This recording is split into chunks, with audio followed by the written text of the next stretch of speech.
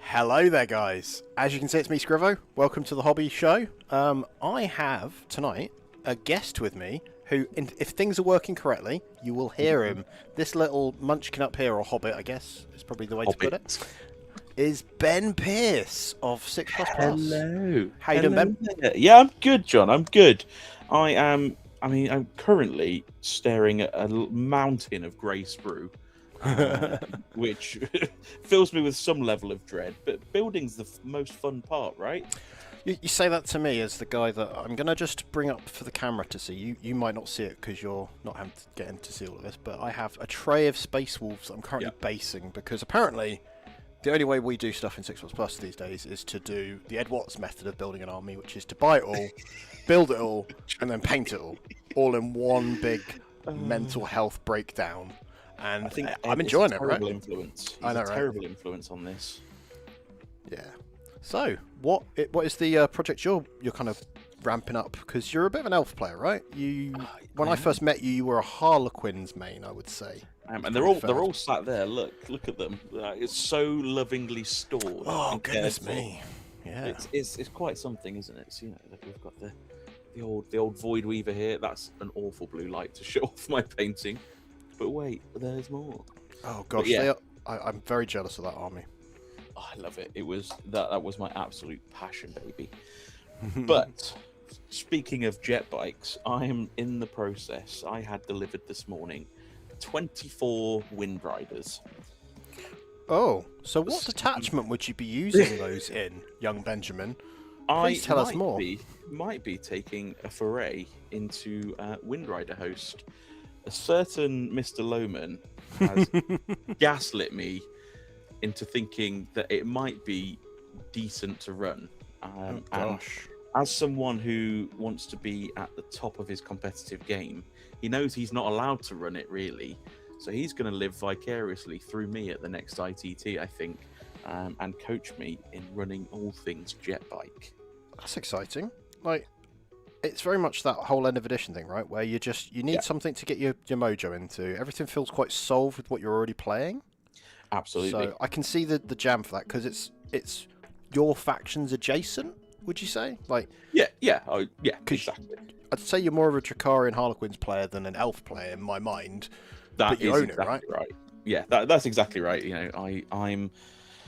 I've always viewed normal Eldar as shooty bullshit, whereas Harlequins and Drakari are very much slightly more combaty.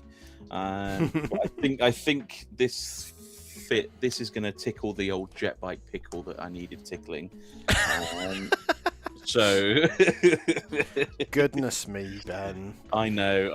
Because I love the Harlequins jet bikes, and I tried them in the detachment.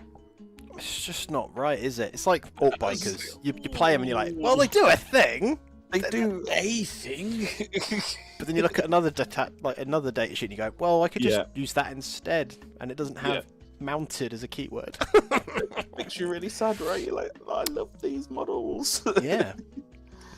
Well, I'm going to do some live editing whilst we're doing this, because it's dawned on me that at the moment we're doing it where we're both kind of sitting here as cameras, but I'm bigger than you, and I'm not sure that's going to work. So what I'm going to do is adjust this, and also it doesn't have the chat box in the right place.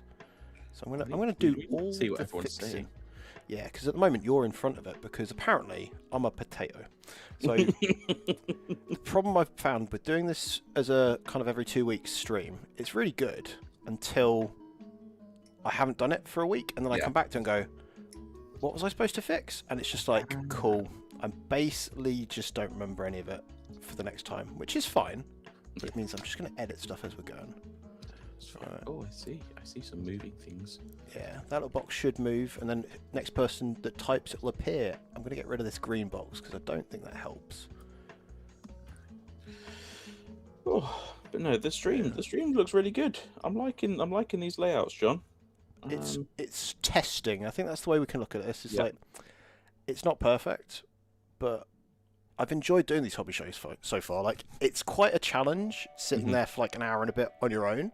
So I was like, what is the other thing we could do to make these more interesting? And in my personal kind of mind, it was just like, I like the idea of it being discovering some of the team, because you know what it's like. There's people in the team that are brilliant people, but because they're not doing like videos, they don't get a lot of attention, and I don't think that's fair.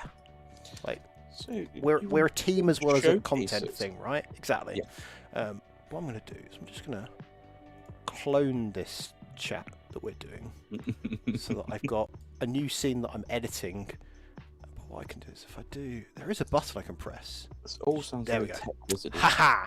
No one will see what I'm doing, so let's just keep chatting. So, the important thing, Ben, is how was your hobby kind of starting as a process? Were you the default? You did it as a kid, and then you took a break. So how did I get into it? So I would have been year 7. So I can't tell you what age that was. Year 7, so 10 or 11. 10 or 11. Yeah. So it was high school. This new chap had just moved from some faraway land, which as far as Tamworth, I think, which is about 20 minutes away. Oh gosh, miles away. And he comes in and he's brought this crisp tin full of something, and it's not crisps. And my little chunky self was a little bit sad about that. I really wanted some crisps, but when he opened it, he poured these things out on the table, and it was old Space Hulk Gene Stealers. Oh, the blue plastic. The blue plastic, and they were really cool looking. And I am someone that really I'm a big animal lover, which is very much what I've made a career out of. And I am particularly a large enjoyer of reptiles. Now, these Gene Stealers they're very dinosaur-esque, they're very reptile sort of looking, but also a bit futuristic as well. I knew absolutely nothing about the setting of 40k at that point in my life. But I was like, these are really cool. And he was like, they are. I really enjoy them. And he was going through this whole spiel of what Warhammer is, and he had no idea how to play the game. None of us did, but he was showing me all these different miniatures we had, and he was a big Black Templars fan as well, and he pulling out some old Black Templars characters and stuff, and so that's sort of my first exposure to it. At which point I went home to Mummy and Daddy, and I was like, please, I really need plastic crack in my life. Look at how cool. I think he gave me one Gene Stealer, and I was like, look how cool this is, and you can paint them and build them and stuff. And then I think for my birthday must have been coming up, and we went and we got one of the old, remember the old army boxes you used to be able to get? Yeah. I think it was the Tyrannid one at the time that had a Carnifex in, some gaunts, a few other, but I can't remember what else is in there, to be honest. Probably some Gene Stealers, I imagine. And I built them, I painted them, and then I was going down my local games workshop for a few weeks. At the time, they were really like these starter games. I remember I played with my Carnifex, and I was like, oh, this is so cool. I've got a Carnifex. I'm going to ruin you all. As chap opposite me drops down his Defiler. It was a simpler time, John. It was a simpler time. Much cooler models. So that's where we went from there. Then I think there was a hobby club then started at school. A teacher started, an art teacher, and he had a particular interest in it. And I think we all built some zombies, and then we built some terrain in art class. Had our little get together, and the more and more people just came out of the woodwork that were Warhammer 40k fans. And then so I think that was it for my high school sort of time. I had my Tyranids, and we built and painted some stuff, and I really got into the painting. I really enjoyed that. I went to quite a few painting lessons at Games Workshop, and then they brought out these. There was the first range of base paints. They were really matte, and they tasted funny. They tasted different to the rest of the paint. That's what I remember about them. Which is probably not the correct thing to remember. Yeah, that was the thing I heard about that, because that was the I can't remember what they called them, but they had the range had it was like just that. They were like white. They were like the new GW style pots with white lids. It was the first range they'd done in that style pot. Otherwise, it was the old Goblin Green style pot. Yeah. I can't remember what they were called now, but they were like base paints, and they came really matte, and I really enjoyed painting. Devlin Mud was the one thing that everyone went mad from it. Yes. Because apparently it tasted good, and I was like, that's a bit of a weird thing to comment about paint, guys. Yeah, it's a weird that you remember these things, right? But yeah, I still remember it now. I can remember that I could not describe the taste, but I remember I can feel it on my tongue. Goodness I me. think they released some proper washes at the time as well, because I think before that it was all inks. just inks. Yeah. It was inks, Yeah. and I had no idea what I was doing with an ink. But these washes, and I was like, this is like liquid talent. I just slapped them onto my model, 13-year-old Ben. I was like, look how much cooler these guys look now. This is amazing. Yeah. And then I think the standard thing happens is, you sort of forget about it and you move on and you focus on your exams. And I went to university and I sort of dropped it. They went in a box under the bed. And I got busy trying to sort out career stuff, trying to become a vet nurse and dealing with all that, and women existed, and just beers happened, all this sort of fun stuff, and I sort of forgot about it. Sounds like they're very much the pattern everyone has, right? Yeah, exactly. To some extent. I think it is. And then I remember, I think I finished uni. I was sort of in the last year of my sort of nursing apprenticeship, and I met up with Josh Wood. I've not spoke to him for years. We went to the same school together. Oh, cute.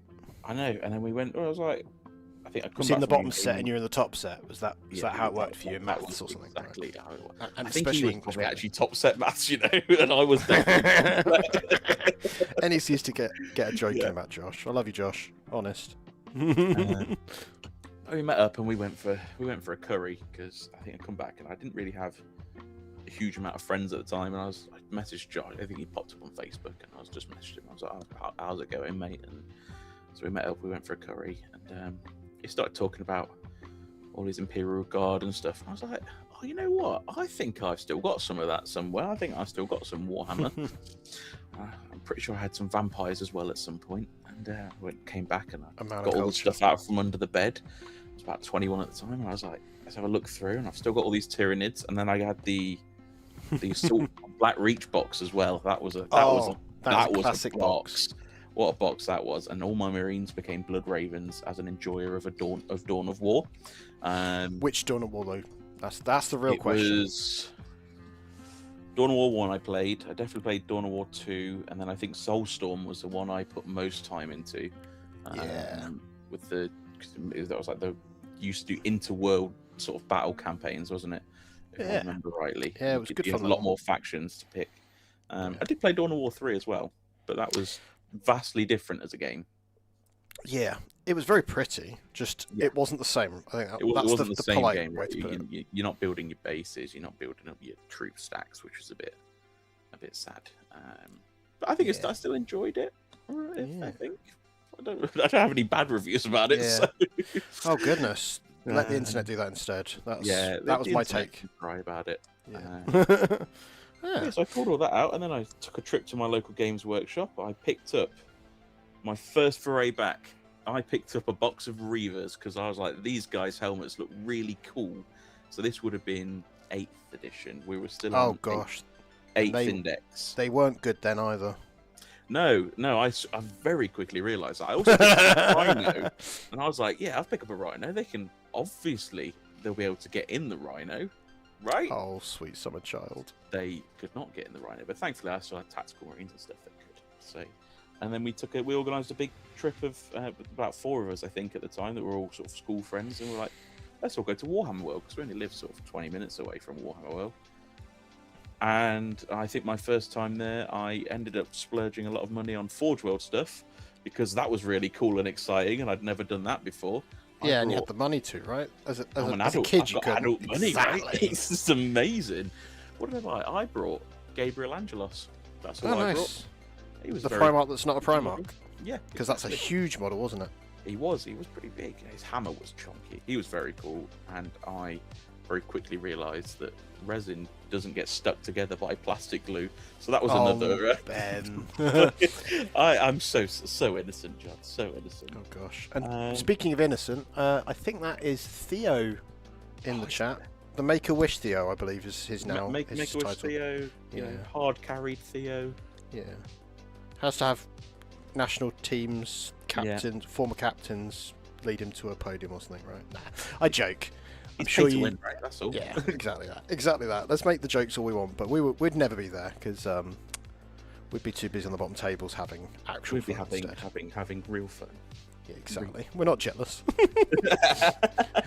Didn't want to go to Barcelona anyway. Going anyway. Just earlier in the year Yeah, exactly. with real people. Real. So then what happened next? Because I didn't meet you as just you with your mate who you went to school with. You'd kind of formalised into a club down the line at some point, right? Yes. So we carried on playing at Warhammer World, and because it's so local, getting into it, and I think at this point we discovered that there's lots of people on YouTube that do. Oh god, not those guys! I hear they're a competitive bunch stuff. of arseholes. Most of them are, John. Most of them are. Yeah. I Like think that Lom tabletop. Toman. Long Toman, naughty man, the tax man. Don't. We're gonna get demonetized now because he's gonna take it all. Jeez. Stealing it all now. But yeah, I think we were watching Tabletop Tactics, and I remember my first competitive look at something was what were the Gibraltar No Retreats, No retreats. Yes. and that was I remember seeing some content from that on YouTube, and I was like, that looks like a lot of fun. Like that doesn't look like I would imagine a competitive 40k thing to look like. Because it wasn't. Yes, yes, that's a fair point. Those lads do heresy events now instead, so they've carried on that kind of. Haven't they? Yeah. Well, I think 10th edition has had an impact on some people. Yeah. It's a very different game now, isn't it, compared to what it was. But I sort of watched that and I was like, you know what? Maybe it was him and Mikey. I think Mikey from Hellstorm. Oh, lovely playing Mikey. Yeah. Death Guard versus something. Anyway, I was like, that looks like a lot of fun. And then I hopped over to sort of Hellstorm Wargaming's channel, and that he's obviously a Blood Ravens enjoyer as myself at the time. So watched some more of his content, and then he started doing events, and then lockdown happened. COVID became a thing. So did you go to some of the events at Old Sanctuary then? No, only New Sanctuary, I think. Cool. So we were passing ships in the like, in that sort of way because I went to a lot of his early events at the Old Sanctuary. So it's really weird to. It was like an old church, wasn't it? Or something? Yes, it was great in the summer, but in the winter you were dressed and it was colder than it was outside. Howdy Bonsai Kitty, how's it going? We've got lots of us hanging out. I think I don't even know what the number is. Honestly, I don't care looking a lot of the time, but I just want to know so I can say it rather than just be like, yeah, there's us two just chatting. But either way, we'd probably just be doing this anyway. Exactly. Just chatting away. Exactly. Like we should have been with our team last night. we might be in the bad books on that one, John. We might be on the bad books, but it's fine. They need us, right? They need us. Yeah, sure. Anyone can play Space Marines. I've learnt this. Anyone can play Space Marines. Anybody. Not anybody, John. Not anybody. I can't roll 4-ups. I'm doomed. Oh, I'll roll you 4-ups for you then. I'll do that. There we go. Oh god. Can you do the rest for me? Because I can't deploy. I'm not very good at working out the averages. Basically, why do I play Warhammer? I can't even say it's because I'm particularly enjoyable to play against. I just don't know anymore. You are a very enjoyable person to play against, John. Have we played? We played once on TTS. Yeah, that doesn't TTS. count because you won. Of course you enjoyed that. I mean, yeah, I think I just ran at you with elves, right? And I was like, oh no. Oh no, you've This is killed broken. half of it. Oh, this is a problem. Yeah, I think and then lockdowns happened, and Oh gosh. this is where the dark origin of times. trash comes from. Now, at the time, I think a game called Warzone from Call of Duty had released. I'm Oh sure goodness. a lot of people out there know of Warzone. And I'd not played Battle Royales before, but I've always been a big Call of Duty first-person shooter enjoyer. Yeah. And it was me, Josh, and a few others, PJ, whatnot, and we coined a saying like, "Oh, let's go trash," which would just mean like, boys assemble, we're gonna go jump into the war zone. I don't really know how that actually came about, as that was the saying we were going to use. But then that became our clan tag on Call of Duty, which then developed into our sort of team name for 40k. That's a nice thing to happen. So yeah, it was interesting. So we've always been sort of really close local friends, and that sort of just developed naturally into a team thing from there. But and then you bin them off. Bin them off like you do the trash. Exactly. Just drop them immediately. I was like, see you later. And new offers come in, I'm out. Yeah, it was wasn't it the kind of the Christmas transfer period, like? That's what it was, yeah. Or some sort of football analogy that I really stumble over because I clearly know a lot about football, right? Yeah. I can see that. Yeah, probably a big Madrid supporter, right? Something like that. Yeah, definitely. Absolutely. Whatever you just said. Do you know how I follow my team? I follow them by watching a Disney documentary on Disney Plus. Go on, Wrexham. Oh, you're a Wrexham supporter. Hey. Well, I've actually been to Wrexham.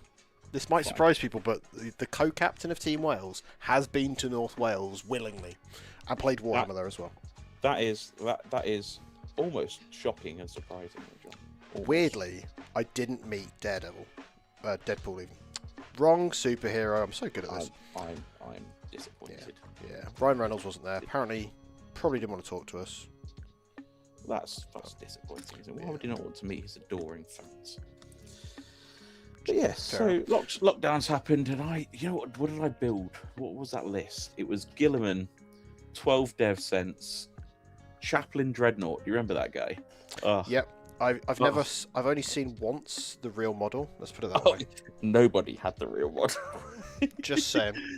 Mine was a Venerable with some Raven Wing wings stuck on the front of it. Yours and everyone else's, buddy. Yeah. So I played that list horrendously. And then I decided I saw a really cool video from Cult of Paint. Oh, nice. Was it Henry Steele? Maybe. Because there's two of them that do that, and Henry's lovely. Possibly. But it was some really cool metallic blue ultramarines. I was like, I know ultramarines are really boring, but I really quite like the Gilliman model. So I decided to strip my entire army and invest in an airbrush, and I decided I was going to paint metallic blue ultramarines and sign up to a tournament and actually take them there, get a 2k list done, take them and go. So very cool. That was a Hellstorm event. I think they were doing, the first place trophy was some sort of Gladius, printed Gladius thing, which was really cool. And I gaslit myself into thinking that it can't be that hard to win it, right? Like, that'd be really cool to come home with that trophy. Gaslit myself into thinking that I ever had a chance at my first ever event. Is this one of the ones that everyone had like 2 Contemptor Dreadnoughts each? I think so, yeah. So we went to that, me and a guy called PJ, and my first game was a rude awakening to the levels of my lack of competitiveness. I played against, it was an Eldar Harlequins ally, and it was something like Triple Dart Reapers, some Harlequins, and I think I scored 12 points that game. And I think I lost Gilliman and 2 Redemptors turn 1, and I was a really sad boy. Oh, was it that age-old thing of like, you just put your stuff on the line and go, that, I've deployed, and then they just go, I'm going first, and they go, well, I'll pick that up, that, and you're like, what? Yeah. And he's like, I'm going to indirect, and you've just lost this unit, and there is a troop master in your deployment zone turn 1. I was like, I didn't know any other army was this fast. What is this? I'd not experienced elves before. Oh, gosh. And that was a drug. And you were like, well, if you can't beat them, join them, I'm guessing. Exactly. Pretty much that. And I'd always liked the look of Harlequins. That's what they all say. I don't know if I can paint them, if I can do this check pattern. I'd always flirted with the idea of it, and I was just like, I can't do it. I'm not going to do them justice. I'll stick with my Marines. Marines are safe. Marines are fun. I'm enjoying them. I like my weird. I went very heavy on the Roman theme for my Ultramarines. I converted a lot up, and I did a lot of the Roman stuff. And I was all about getting the best painted with them. I really wanted that. Yeah. That was like my first major goal in any sort of competitive environment. So I like that, but then I started the Harlequins in the background though, and I was just like, The wise thing to do, rather than stripping your army and then repainting it again. Yeah, exactly. So Which is what I imagine you almost did. I invested in it. They just sort of sat there for a while. I started building them up, and I was like, these models are so much cooler than an intercessor. Oh, so much fun. And then realised that they only come with 2 fusion pistols, so I need to try and find. This was the days when you could have all 5 with a fusion pistol. And it was gosh! Like little gunboats, and everyone was just running around with a melter pistol for fun. So that was the fun part. Around that point, I bought a box of Harlequins off of someone, like a full army, to do the same thing. So I was like, well, I can't keep losing to this. So I'm going to just do it. I think it sat there for about 2 months, and then I sold them to Tom. God bless Tom. Yeah. But yeah, so that's sort of like the journey really, and I got the bug from there, and I just really enjoy. Like everybody I met was just fantastic. It was so nice. Like I can't say I couldn't have had a better introduction into sort of that wider community of 40k. Yeah, I think that's a fair thing to say about, especially specifically the Mikey's like events that he ran at Sanctuary, because I don't know what his current one's like, but I imagine it's the same vibe. Yeah, it was always very much this thing where you went and there was the people that were there at the previous event were there, and it was like touching base with friends rather than just like people you play against. And it would be like you go for a curry or something on the Saturday night, and it was just lovely. Like it's such nice vibes, which I think I have to say is something that you guys have captured really well with your own events. Well, you go to these events, see it done well, and you go, well, let's emulate that, right? I think that's the trick to it. So. But that's good to hear, man. But yeah, so then you've kind of carried on, and then we kind of poached you at some point, right? You poached me at some point, so it was LGT 2024. So I'd met Tom at Hellstorm, and I think I'd spoke to you a couple of times. Yeah. You know, sort of you get to know people in and around the circuit, don't you? The more events you go to, the more people you meet. And it was Tom at LGT 2024, and he was like, I think I might have just won Best Sporting at LGT that year. Oh, fantastic. Which was pretty good. I was pretty pleased with that, I cannot lie. You have a habit of winning that award, though. I do try, you know. I try and play the game as I would want it to be played with me, you know, like we can all be competitive, right? And that's fine. But I'm not gonna let trying to win a game take away from the fact that it's a game, and if it's not fun, what's the point? I think my favourite was I won Best Sporting with Broken Bullshit Eldar, even going 4-1, and I was like, that's an achievement. I think that's where it's more kind of humbling, because I had it with when I won Best Sports at ITT in Hemel 2 years ago. Yeah, I genuinely was like, I was asking my opponents, going, "You didn't vote for me. I bodied you," because I had a couple of games that just really swang out of control. And this guy he was a lovely opponent, but it was just very much like the game really rolled against him. And I went up to him and went, "Did you vote for me for Best Sports?" And he went, "Yeah, it was a lovely game. I got absolutely dicked, but you were a joy." And I was literally like, "What?"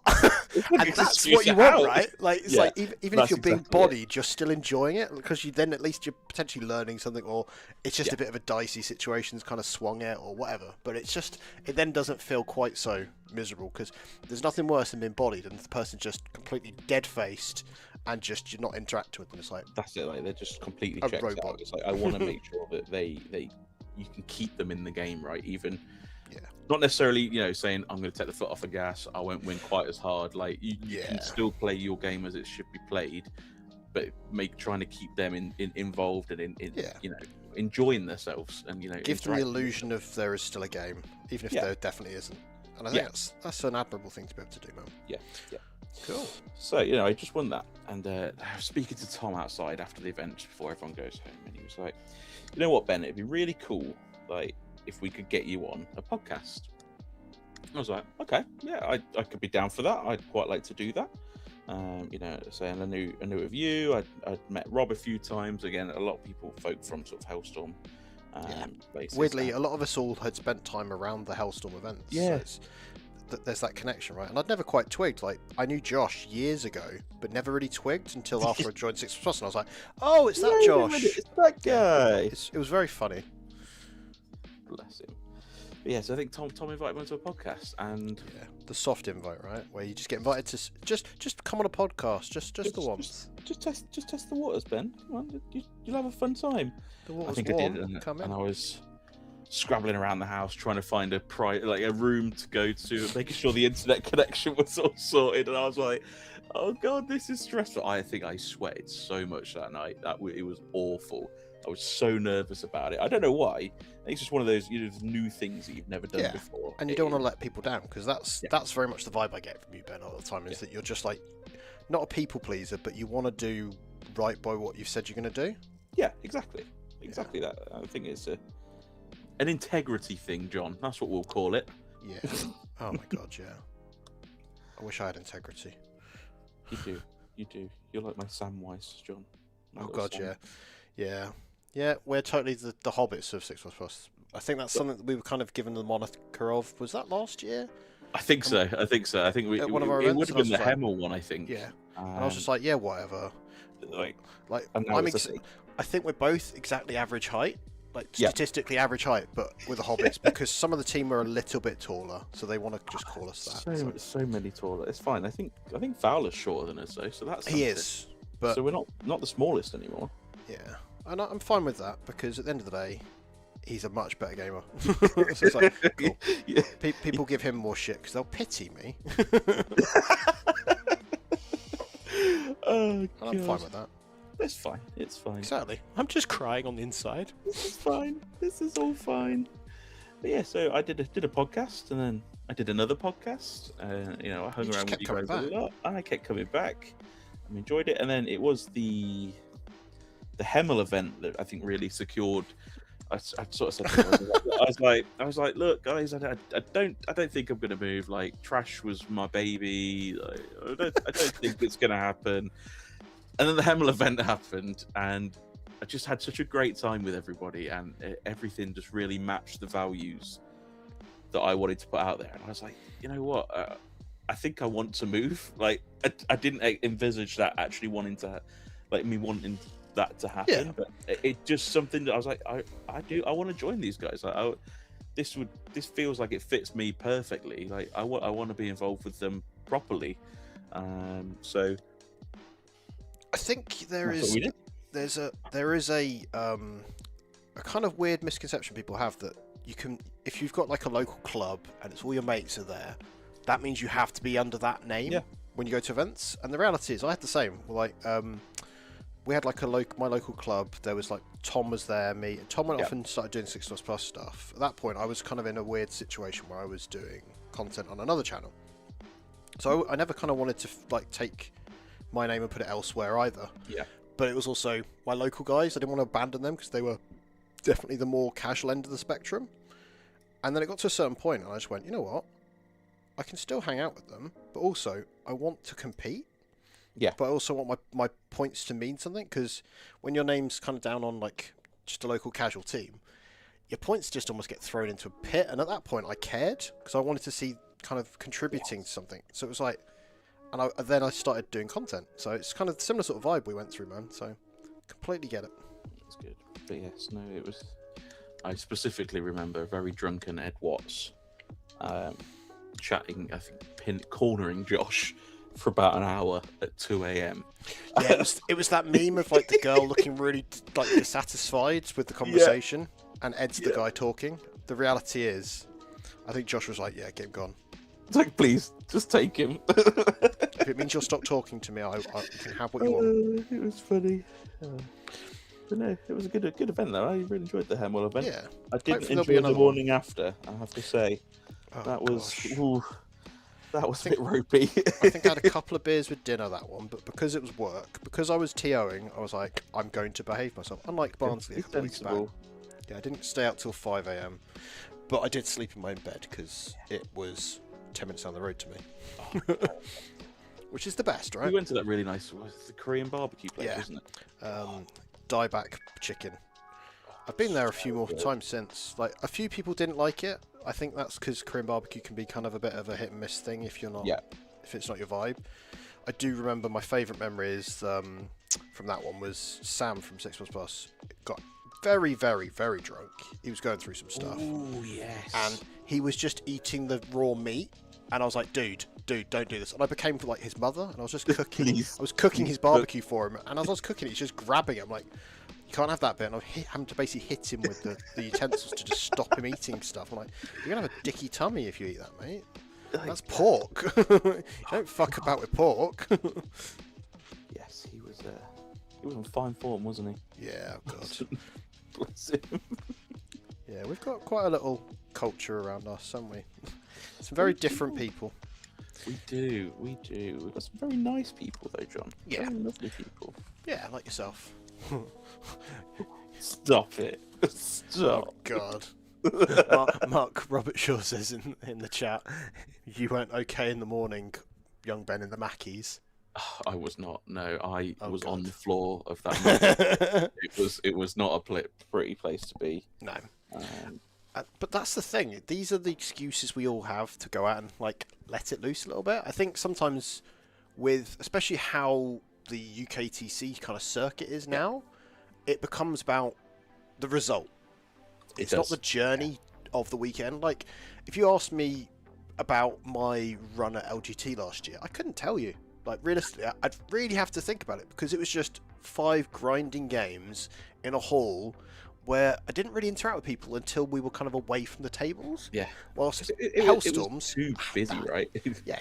You'd have those times where you actually get to chat to people, but I don't think that those bigger events kind of lend for that. And it's not to say it's the wrong or right way to run these events, but there's definitely something kind of missing there. Yeah. No, I think, I don't go to those bigger events and I don't necessarily make a weekend of them. Whereas like the Hellstorm events, the 6++s, these smaller ones, I make a bit of a weekend of it. Like I'm going to get a hotel.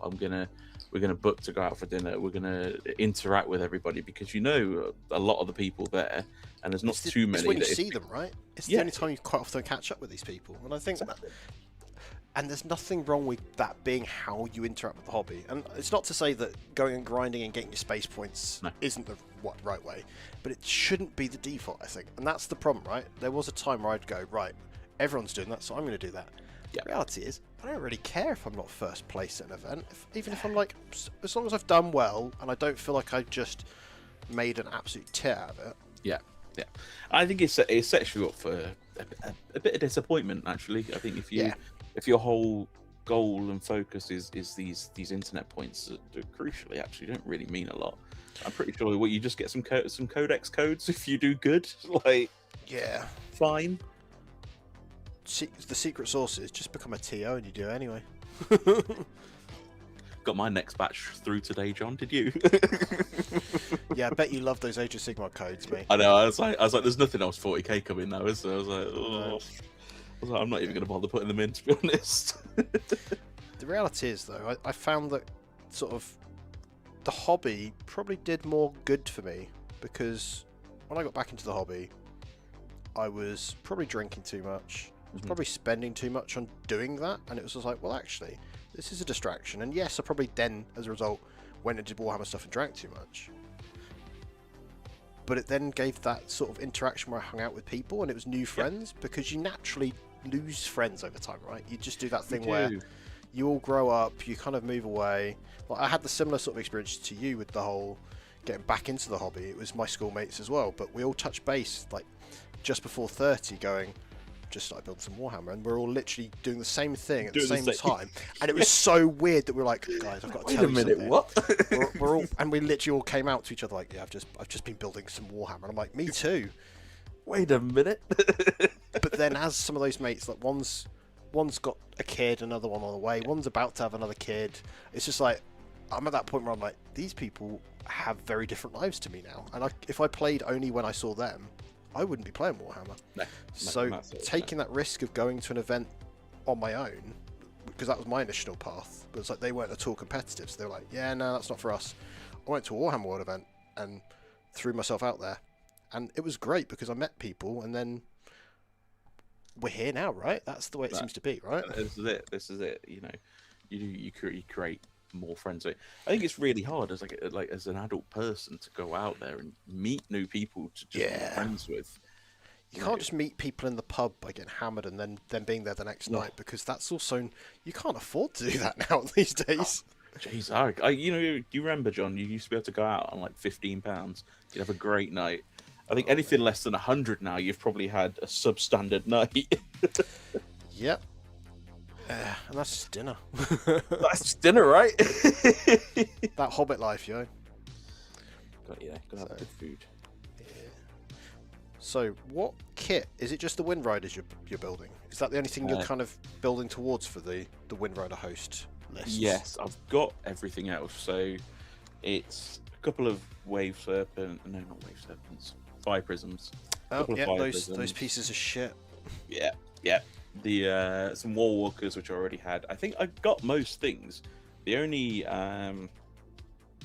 things I didn't have was Wind Riders and Wraith Lords. Tom's now he sent me something today and was like, "What about Wraith Lords instead of Fire Prisms, Ben?" And I'm like, ugh, I see the logic. Please don't make me buy Wraith Lords. it's the Dreadnought over tank thing, right? Yeah. It's essentially smaller footprint. I get that. That's the logic. It's like it's the same as ballistas, right? Yeah, sure. You got a couple of las cannon shots. Probably not doing an awful lot, but they'll stick around a bit longer. Easier to move around as well, especially in the world of L-shaped ruins. Yes. God, yes. Yes. So my next question. Carry on, man. Carry on. Yes, I've got 24 Wind Riders. I have got 3 Shroud Runners to do as well. Because I only had 1 unit of those. And they're a really cool kit. I really enjoyed painting the last lot I did. They look so cool. It's something about it just gives like Legolas on the back of a horse vibes, right? With his sniper on the back of a jet bike. There's lots of different textures to them, because there's all the smooth armor, there's the camo cloaks, there's so much you can do with them, and effects you can do because they're stealthy, right? So you want them to look mysterious and really, really cool kit. They are a very cool kit.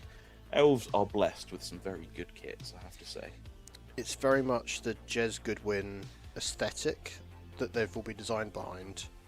It's just like it naturally lends itself to these cool kind of units. Like Shroud Runners weren't something that particularly existed until relatively recently. Like I'm sure there was probably a concept piece for them years ago, but it just shows how you can go, here's a Ranger, put it on a sort of Viper double bike, and it just looks cool. It does look cool. They are very cool. Sam's asking, what do you need for Wind Rider? He has Wind Riders and Prisms and Wraith Lords. Yeah, because Sam Dunn did the same. I think it was the magazines he was fortunate enough to grab some of. Ooh. So it was like getting really cheap Wind Riders. Oh, okay. Well, I'm good for Wind Riders now, Sam. 24 of them. I'm good. I think I'm fine on Wind Riders. Bloody things. But Wraith Lords, maybe if I could borrow some Wraith Lords, that'd be quite cool. I'm going to test it on TTS first, though, because that's a very smart thing to do. That's a very smart thing. I did test this on TTS first. I tested it once, and I played Ash Farn's Demons on Purge the Foe. That list is terrifying, though. It's got teeth. Was it the Slanesh theme stuff? No, it wasn't. It was Demonic Incursion with 6 big demons. And I was like, So Wind Rider does like killing big things, right? It did. I'm just an idiot sometimes. So I thought, you know what? I can kill 3 big demons here and split all of my attacks here, there, and everywhere. And then I left 3 demons on like 1 or 2 wounds each. You just described how I played into Catan last Friday. I was like, one was on 9 and one was on 3. Did that help me for the next turn? No. It did not. Did it? The Lion and Azrael both died. Yeah. I lost all my big bricks in that turn, and I was like, how do I kill these now? Yeah. Great lesson, though, because it lives rent-free in your head, but you won't make that mistake, potentially, next time. Potentially. We'll say I'm being polite, because I always forget. I'm like, I learn from my mistakes, and then it's long enough that I forget, and then I go back to it and go, oh, I've made that same mistake again. Yeah. Or it's about to happen, and I'm like watching it in slow motion, going, "How do I stop this? How do I avert?" It's like, Oh no! oh no, It's happening again. What a potato! That's the best. Yeah. So, with the new edition on the horizon, what are your plans as a hobbyist? Because I think, like, we've chatted through your kind of your competitive angle and stuff, but to me, like, the hobby thing is the important jam, right? Like, Yes. if the models weren't beautiful, if we didn't enjoy getting them to the tabletop, we probably wouldn't do this as a hobby. Like, there's other hobbies you could do that don't require it. Exactly. Let's all just go play Magic instead. Please no. I'm clean. I'm clean. I've never played it. I've never played Magic, so I have no comments on Magic. I mean, we know I'm a Pokemon enjoyer. Okay, yes. Oh, we can touch on that in a bit as well, because that's an interesting one to discuss as well. It is. But plans for the new edition, I think I'm just trying to fill in some gaps in the armies and get things painted up and sort of ready to go. So I've had Fulgrim half painted since he was released. I was like, I'm going to be really keen. I'm going to get him painted. I'm going to have one of the first painted Fulgrims. And then he was a bit poo-poo. And I was like, yeah, that loses the mojo, right? I was like, oh, I kind of want to get him done because he's really cool as a model. I have that as a hobby motivation thing. Like, if it's not playable, I find it really hard to justify. Like, I was doing World Eaters, isn't it? And then, oh shit! Just drop a Terminator on my crotch. It's all right. It was that weird thing. Like, the World Eaters have got gold trim, and I was painting them from scratch. They were a melee pressure army. Yeah. But I'm an orc player primarily, so I was like, I can play this painted orc army, or I can paint all this gold trim to do a slightly different version of the thing that I'm going to do anyway. And I just went, you know what? I'm going to just focus on my orcs. And so they've just sat there. And it's a shame. It is a shame. It is.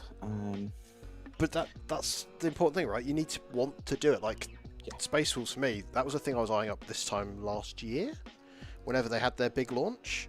And I held fire going, no, because I got burnt on Blood Angels, where I was playing them lots, I had lots of it done, and then all the new models came out, and I was like, oh, I've got to paint tons of this now, and I fizzled and burnt out a bit. So I didn't want to do it again. I remember you painting some Space Wolves for somebody on release, and I think you were very tickled by that. You were like, so that's exactly that. So I painted Logan and 30 Wolfen for WTC last year. And I played in a scrim game as well. So I took, at that point, Kev, who was last year's captain's list, to fill in for him. And I banged in 9-inch charges into Chaos Knights and absolutely bodied this guy, where I had no right. You were like, it's fine, I'm just going to roll 9s. Easy. And I did. And it doesn't normally happen. I think it's because I went in with no expectation, or, to some extent, understanding what my fucking list did. Yeah. But then seeing that the models were kind of, they were pretty, but they weren't like, here's a wolf pelt on top of a wolf man that's a bit wolfy. And by the way, did we mention there's some Viking themes? They're a bit more compassionately kind of designed. They're not quite as plain as some of the Blood Angel stuff, but they're nice. That when you put them next to a Dark Angel, like, they at least look like they could be the same thing. Yes. Underneath. Yeah. So I'm painting them in black to match my successor chapter. And they're going to be great, because then there's the odd thing that can cross over. Like, I've got tanks all painted red and black, and it's like, they'll work with any Space Marines. Because realistically, my personal regret is that I painted a successor chapter that was very close to Dark Angels originally. So mine were just red shoulder pads on the green armor. Right. It meant that if there was a situation where, say, 8th edition, end of 8th edition, there was like White Scars with the hot shit. And people got very funny about you playing with an army that clearly wasn't the right thing. Yeah. And that then meant I never played it. I always just played them as Dark Angels, which is fine. But then there was that frustration if the rules didn't live up to you weren't kind of supporting it. Yeah. And I find that that's probably, if I was ever to go back now, I'd just be like, right, I'm making my own chapter up. I'm painting. Yeah. Like, some of the smartest people I know are people like Mike Duff has got very nicely painted gold Space Marines. Yes. But it means that he can always do whatever he wants. Sam Dunn on our team, all of this stuff's now basically Blood Angels-esque as a paint scheme. It's just, and that's why I've just done the same. I'm like, it's the way to be.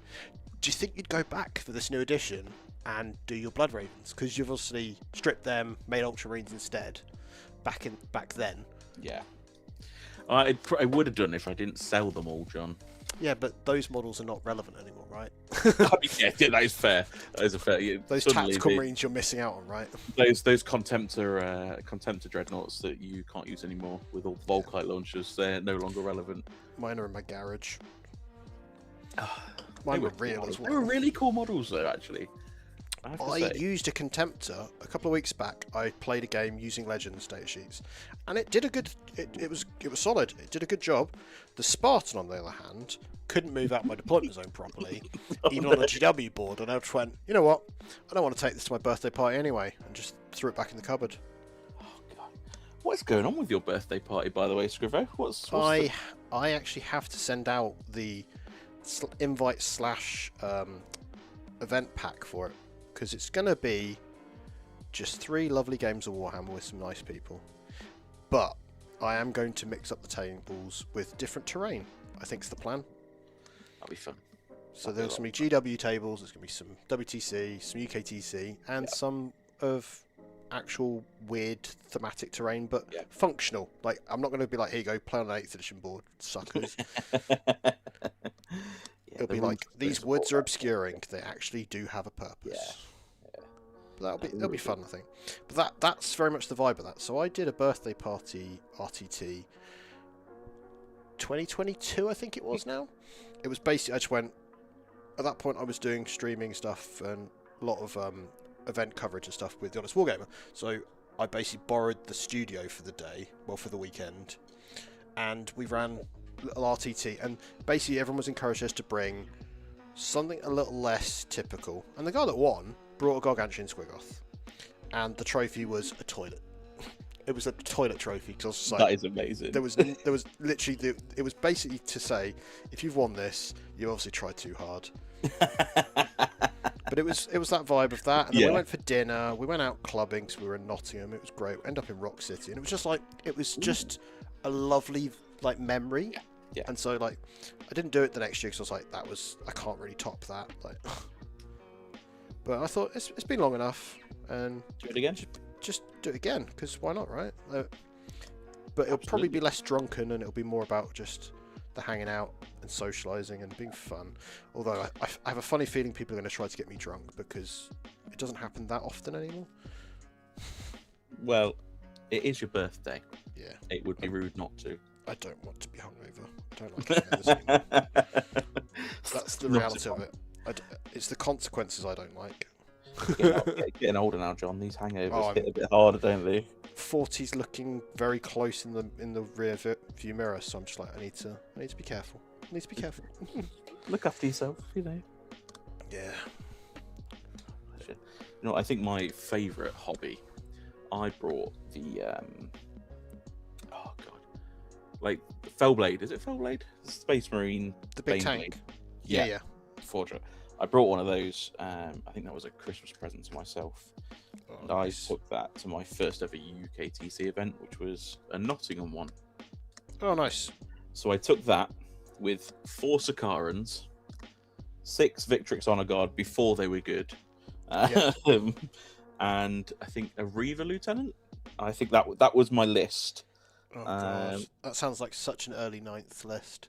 It was, and the problem was, I played Drakari were busted, and I played Drakari for 4 out of 5 games. My 5th game, I'm on bottom tables because I'm not winning games. I'm having a fun time, but I'm not winning games. I'm not even losing good either. Like, I'm getting absolutely smashed and spanked here. Dark Lance is doing awful things to me. And game 5, bottom tables, and I'm still playing Drakari. And that tank hadn't exploded all weekend.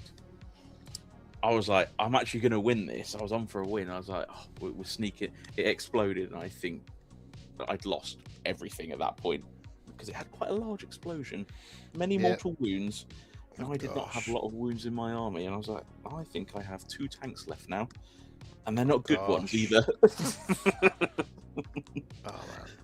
But that was a lot of fun. I really enjoyed that event. Just taking something completely silly and just having no expectations on myself. And I was like, I'm just going to have a good fun time. So that's how you're approaching ITT in May, right? With Windrider Haste. Absolutely. Absolutely. I intend to have a very fun time at ITT, John. Nothing else. Yeah. Because you've been put on a team with myself, Jack Doddy, Steve T, and Patrick. So I would say if you were going to go for a team based on just pure vibes and people just that are there for a good time, most likely going to get some sports votes, but you're not going to look at them and go, oh, they're on the top streaming tables. Yeah. Let's see what their lists are because they're clearly the next top thing. Yeah. The reality is we're all the people that you go, I had a really fun game, like irrelevant of the result, and I think that's going to be cool. That is going to be cool. It's good energy. And I've been with Steve and Patrick and Doddy a few times as a team, and the one thing I will always say is we come out of it and I'm just like, I just want to hang out with them again. Like we had a really good event that weekend, and it was nothing to do with the results. It was just purely exactly that. These were great guys to be with. Yeah, exactly that. And I think that on the flip side of like going and playing to be more competitive, sometimes it's okay to just go and play Toy Soldiers because you just want to play something goofy and have a fun laugh with it. Like exactly that. And neither is more valuable, right? It's just what tickles your pickle a bit more at the time, right? And that is it. You know, we have to remember we are adult people spending our free time pushing dollies around a table. You're meant to be enjoying it, right? And sometimes you see people where they're 3-2 and they look like they've just had a horrible weekend. You're like, why are you doing this to yourself? Like, just because you brought the last week's event-winning list and you've got 3-2 with it, maybe that's the lesson. Like, maybe if you're more familiar with it and it be what you're more comfortable with, you might do better. I know. Yeah, exactly. I make that mistake all the time. You know what? I really struggled last year because I was doing really well with my Drakari, and then I didn't finish the top Drakari. I've been there most of the season, and I really struggled with that in the end. And I think that sort of reshaped my goals for this year in playing. I haven't looked at rankings once this year. I just do not care at this point. But I was so focused on it last year because I was doing well. I was like, this is just a measure of how good I am, right? I'm just completely checked out of it now. I'm like, don't bother. It's a completely different mentality. So when I first started playing, the ITC scoring stuff, it was nice to see where I stood. Yeah. And I'd say that the scale was much smaller. Like even the international thing, I remember I think it was 2018. I was 6th for Death Skulls in the world. Not because I was any good, but because not that many people put Death Skulls as their bloody orc faction. Yeah, it was just nice to be able to look at them, wasn't it? Yeah, and it's just nice to be able to see the kind of like the placings and be like, there was at that point I think the top 10 people. There's still the chat in Facebook of those people just interacting, and it was at that point we were like, here's the secret tech guys, and I've seen some of those people have gone on to be quite competitive and successful players. Yeah, not playing orcs though. Oh, that says a lot though, right? But yeah. I think you're touching on the same. I think we're in the same vibe. Like the whole situation of like, if you're doing really well, it's really encouraging, and you want to kind of expand and kind of progress. But at the same time, just going and having an enjoyable weekend without those self-made pressures probably is nicer. Especially when you're having a busy week. The last thing you want to do is feel bad and feel knackered on Monday because you pushed yourself hard and it didn't matter. Exactly that, isn't it? Yeah. People go, "How was your weekend?" I'm like, "Oh, I lost every game." I lost every game. Therefore, like, how much did you pay? I'm like, "Oh, I paid 80 quid for the ticket. I had to pay for a hotel, train ticket up there. Yeah, loving life." But I think I'm having a much better year in terms of playing, like just having a fun year. Having a fun year. I'm really enjoying hopping around a few different armies and a few different builds at the minute. That is, I really, really enjoy playing Death Guard. That was an experience. It's different, right? Like it's very different. You're not used to a resilience build, I'd say, because you're used to playing T3 bodies, right? Yeah. Suddenly not having T double that a lot of the time. at least double that, right? It's just so, it was so interesting. I don't just die to a bolter. It was wonderful. Very telling, man. But I think sometimes that's really healthy to do as well, to like understand how an army works. Like, unless you're a really switched on player that can kind of visualize how the maths works and stuff, just even being on the other side of it, like going, okay, I'm hitting into you with these things, seeing how well it hits. Yeah. Like it's like when you're testing your list, right? Seeing it, like on paper it says this thing and you're like, cool, I need to actually see it, because dice are dice, they're never going to be exact. No, exactly. Sometimes you just need to roll that out, and you just need to see what happens and try these things and move them. Just because a thing should do a thing, if you don't position it correctly, it doesn't matter for shit what the stats are. No, exactly that. Yeah, exactly. Exciting. Cool. So what's next for you? Is it ITT's your next big event, or? I've got Glasshammer. I finished. So Ooh. I went to Goonhammer with Tom, Lee, Jack, and Adam. So we took that little crack team to Goonhammer because it was only down the road. Yeah. We played on some venue. Really nice venue. The venue is fantastic, and the Goonhammer events again are just one of those sets of events where you just get the right sort of people going with the right attitude. And it was a shark pit. Like, don't get me wrong, it was like crazy competitive, but everybody just played the right way. So we went to that. So I was playing some teams on WTC terrain, and an event before that played on some WTC terrain at the 6++ Barnsley GT.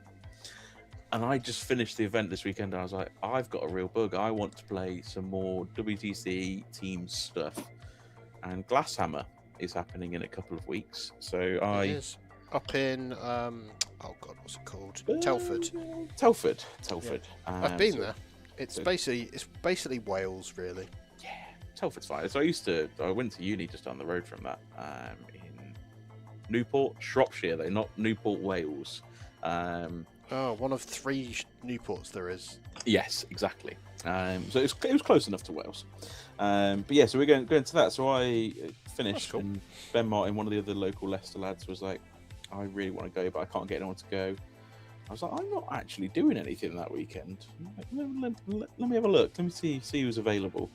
So I messaged some people, and we've now managed to put a little crack team together. The Leicester trifecta, we've called it. Oh, nice. Trash Corps ++. That's who we are. I think that's nice. Going with people for the right reason, not just because you happen to be on the same team. Yeah, exactly. Not to say that's not fun either, because that can work really well. That's it. So it's me, Ben Martin, Ash Farn, Josh Wood, and PJ. Oh, nice. So we've got a nice little team going. So we're going to play some more WTC teams, and I'm going to try and get this Windrider list ready for them as well. So what is about teams that you really enjoy, Ben? Because I've got obviously my opinions. Being a co-captain for a national side means I've probably got some established bias myself. But like, what makes it kind of sing a bit more for you than just going and doing yet another singles event? So I've played a lot more teams this year, I think, actually, than singles. The last singles event I did was probably October sort of time. But I've done a lot of teams. No, it's not. It was the GT. GT. But yeah. Was it that forgettable, buddy? It feels like a teams event, right? That's what I'm going to say. It feels like teams. Nice save. But I think it's everything in it is a whole different way of prep, right? Your list choices matter in a slightly different way. You're trying to tech for something specific, maybe. So it's an interesting way of looking at it, rather than going, I need to take every tool under the sun because I could play any one of anything. Yeah.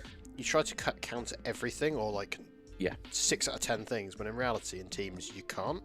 You can't. And you don't. And you don't need to do that, right? That's liberating. Yeah. So I quite like this whole prep and the matrix and looking where your bad matchups as a team are, where your good matchups are, what you need to strengthen. So that's a whole fun side of things, and getting that whole plan and together as a group of people. I really enjoying the pairing process. Actually, that's always a lot of fun. That's a fun little mini game. I have no idea what I'm doing half the time, It's just a cool little mini game to play. Yeah, because then it's not just like I have played at a teams event where essentially each team picked which player went on a table for kill team, and that was it. And that felt a bit of a shame comparatively, because the mini game of like setting up for the lights and heavy boards or whatever kind of iteration it is, it creates a reason to build a list as well, right? Like if you've got a defender that just doesn't care what board it's on, it creates more problems for your opponent, which is fun. And that's before you even get to roll dice. Yeah, exactly that. But I think overall, like teams in general, it's just playing as part of a team and knowing that your results matter and having that sort of camaraderie. Every team event I've been to, it's always been a haha, you've had a Mauler Fiend walk into your back line, but actually we're all having a good time together. It doesn't really matter. Like we can go with an expectation of what results we want, but even if we fluff it up, like, it doesn't matter. Like we're going as a team. We are 5 friends, 8 friends, whatever your team selection is. I think so it's the winning as a team and losing as a team. It's like you can be losing a game and you know it's not a favoured matchup, but rather than just being like, well, it sucks because I've gone into one of the counters on my list, it's like if I get these 5 points, I'm helping the team. That's exactly it, isn't it? It's like I will scrap for whatever now because I know it's gonna help the team regardless. I think it's because it's also, when you're looking at it, like Warhammer is supposed to be quite a social game in as much, but because it's such a complex game, you're not very sociable whilst you're playing all the time.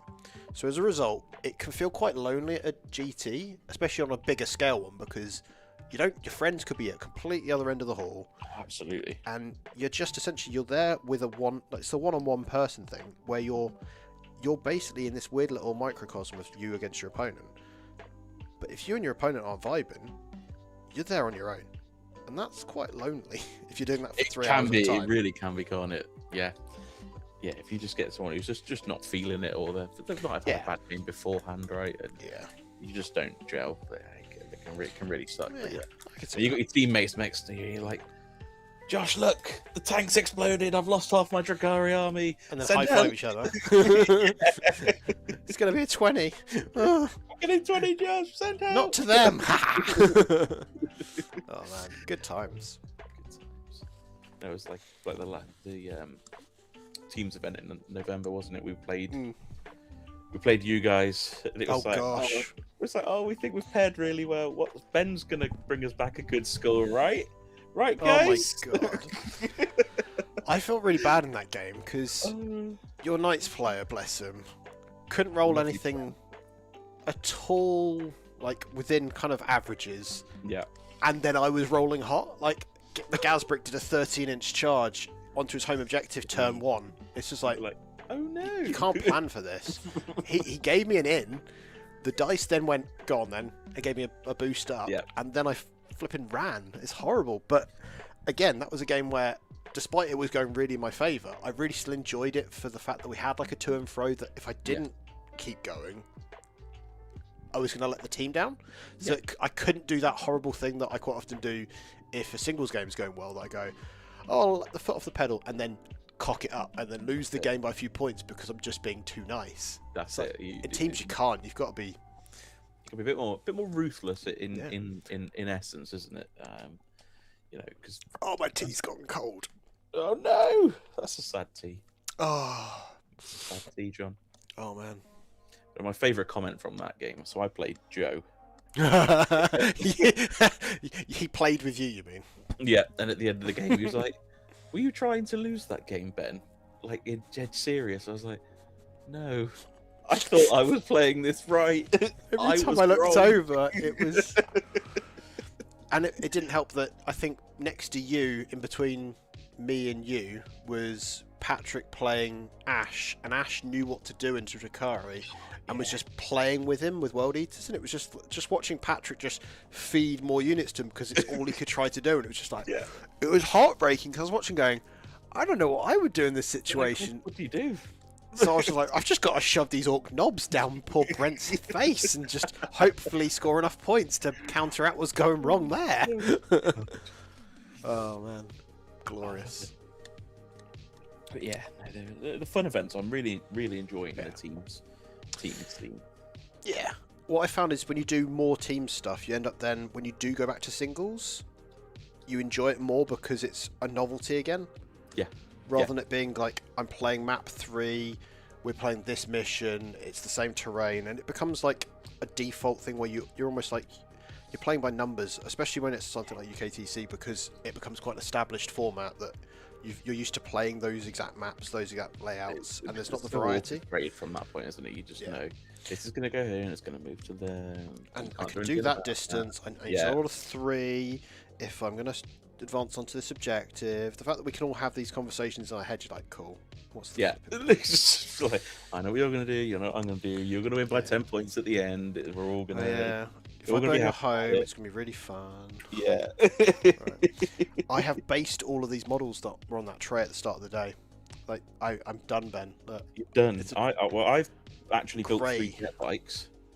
Oh, is that the progress so far? It's because you're talking more, right? I'm just listening to you. I keep giving you information to like trigger you off talking, and then it's like, cool.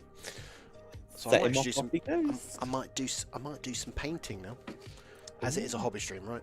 I haven't done any painting for weeks.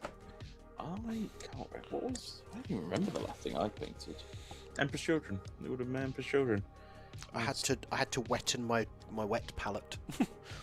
Oh, that's always terrifying. You're like, I looked at it. This is a bit dry. Oh. I hate it when you open the wet palette for the first time in like a month or so, and you're like, is it mouldy? Is it? I don't know.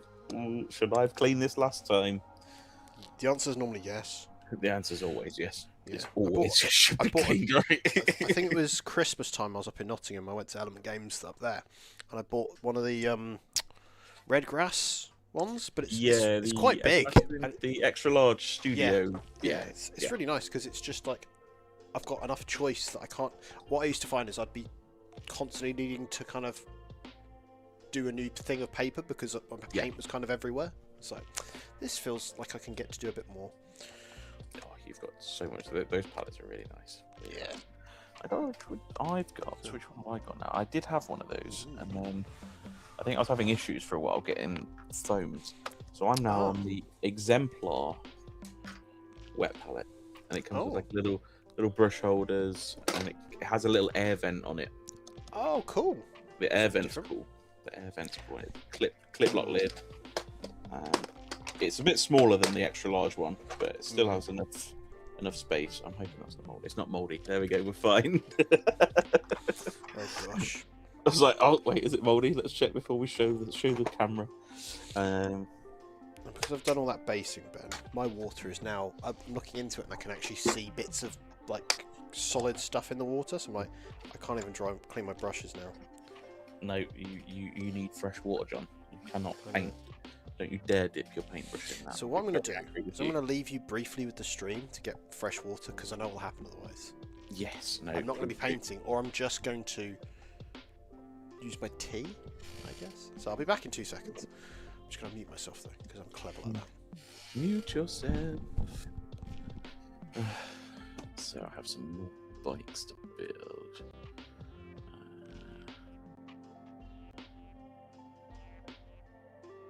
What's going on in chat, guys? What's going on in chat? Harbinger calling me a big lovely man. I'll take that. I'll take that. Marco, what are you saying? I think we're all guilty of only painting what's good and leaving the cool stuff grey in need of attention. Yeah, it's tough, isn't it? Because how I've found tournaments been the biggest motivator of painting and hobbying anything, actually. I would love to say I could just sit here and paint something for fun. I think my last thing I tried to just sit and paint for fun was this little Harlequin Troopmaster, the old metal one. It's really awful lighting. And I was trying to do some like weird black and white scheme for it, and I've just pulled my light out of its bracket, so this is going to be fun. Amazing. So, you know, and I think I started that probably about a year ago, and that is as far as we've got because I often end up trying to speed paint something for a tournament. I have the same problem, mate. I quite often, if I've got something I want to paint because I want to paint it for a reason, it motivates me. But the minute it's not for like my Friday game or an event, it just gets pushed back further and further. Like, I kit bashed an alternative Azrael out of Helbrecht probably this time last year. Ooh. It's still sat half painted because for LGT that year I repainted my Azrael instead of finishing him. Yeah, which makes perfect sense, right? Obviously, why would you? I get it. So someone is asking, Harbinger, who is Harbinger? Who are you? Reveal yourself. But they're asking when the Tantalus is coming out. I would be more upset if you were to mention Court of the Archon or Beast Pack. Well, for my birthday, the one thing I did say already is that you can bring Legends kits. So you could fill a Tantalus full of stupid stuff, right? Ooh. Oh, it's Jono. Hello, Jono. I thought it was. I saw the Great Unclean one, and I was like, it's got to be Jono. Oh, it's one of the Trash Boys. Nice. It is one of the Trash Boys. Jono has some really cool... he does a lot of work with LEDs in his models. So, and he's got this really cool Death Guard with lots of LEDs in them, and he has 3 Great Unclean ones that he's kit bashed, and he's got them like wearing butcher's aprons. Giant yes. They're really cool, I have to say. And he's been very excitedly this week showing me his Orc Commandos that he's painting, because he's now about to become an Orc main, and they're very nice. And Great Unclean one is his spirit animal, apparently. So the Orc Commando kit is probably one of my favourite kits that I've painted in the last like 6 years, because there's so many little bits to them that just add joy. Like, each of them have little Swiss Army knives on the sort of model on them and stuff. It's all these different things, like throwbacks to the original sculpts where the Blood Axe Commandos were basically the like SAS look to them. Okay, where they had like red and black camo, but they were wearing like beanies. One of the guys, Dackerboy, is wearing a beanie, so there's a lot of these little references to like the heritage of orcs. Yeah. So it's not just like, here you go, here's some modern guys. Here's his new kit, forget where we've come from, sort of thing. Yeah. But they are beautiful and they're really fun. They look like really cool models. You know what? Some of the Kill Team kits actually, are probably some of the best kits in the game. I think because they're designed to be faction adjacent in some respects. Like, they are part of a faction, but they're often a weirder thing. Like, yes, like the good example is a lot of the inquisitorial agent stuff, like the Sanctifiers from the Sisters, all these sorts of things. You look at them and go, they don't necessarily fit the mold and the aesthetic of the main army, because they're kind of adjacent to it. And I think that's where the charm is, that they get to showcase something more interesting. Yeah, because if it was just like Angels of Death Space Marines, are just boring as heck, because they are just here's 6 Space Marines. Like, no one cares. Yeah, no, exactly. Yeah, they get a bit more freedom, don't they? Like, the Drakari Mandrakes kit. They were lovely, but I think my favourite kit has to be the Corsairs. Actually, that was going to be my Eldar start. When they came out, I was like, I'm keeping them. I'm going to paint them up. I'm going to use them in Kill Team. I'm going to do Corsairs because I really like them. I like the way it's like a blend of the 2 types of elves. Yeah, because I was a Vizark main. Like, when 7th went into 8th edition and they did all the whole Ynnari thing, my second army before my Dark Angels was Eldari. I had Samhan jet bike spam. So what you're doing right now, I'm doing right now. But it was a big can of Mephiston Red, sprayed the whole lot, and a race night. But like, that was me. I was going to go back to that, and I never did, and I kind of regret it a little bit. But now Corsairs have got like a bigger range. There's that temptation. They're really cool. But it's knowing your limit, right? Like, I have them. That box is so cool, but really I know my limits. So it's like, when they dropped, I just started building and painting up these Space Wolves. I was just like, no, I can't do anything. Like, I got close to Red Corsairs. I got very close to that because, again, fantastic kit though. Really, there was a guy on the Warhammer community article of them kind of showing community people. A guy had gone, here's some Mark III Dark Angel shoulder pads on them. Paint them black, and they're fallen. And I literally went, Oh no. Oh I no. Because my kill team for 40k like Space Marines is I made Fallen. They're Risen because they're just loyalist guys, but that's why I started repainting my army all black, because I went, I've really enjoyed this. Yeah. And then if I do Chaos, I'll do it in the same scheme, so then all my tanks and stuff will cross over. But then I was like, hang on, I've justified this to myself already, but when am I going to build and paint it? Yeah, that's the problem, isn't it? So just admitting your own defeat is kind of fair, I think. Yes, absolutely. Yeah, no, I think I invested big in some of the Drakari kits I didn't have when the Codex dropped. So I now have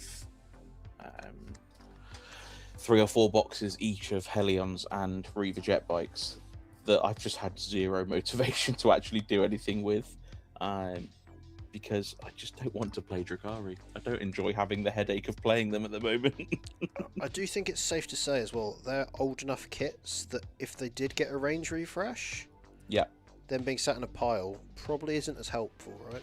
Yeah, exactly.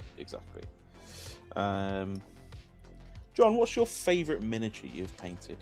Oh, that's an interesting one. So I'd say the new Gazgul's probably the one that I look back at and feel like the most proud of working on, because it was enjoyable that there was all these different bits to it, but also it was a birthday present, and I did some things like I've got a Blood Angel that I'd got basically an intercessor body, chops it all up enough so that he looks like he's crawling with one of his legs partly missing, crawling away from Gaz, and I really enjoyed kind of that piece of kind of the cinematics to it. Yeah.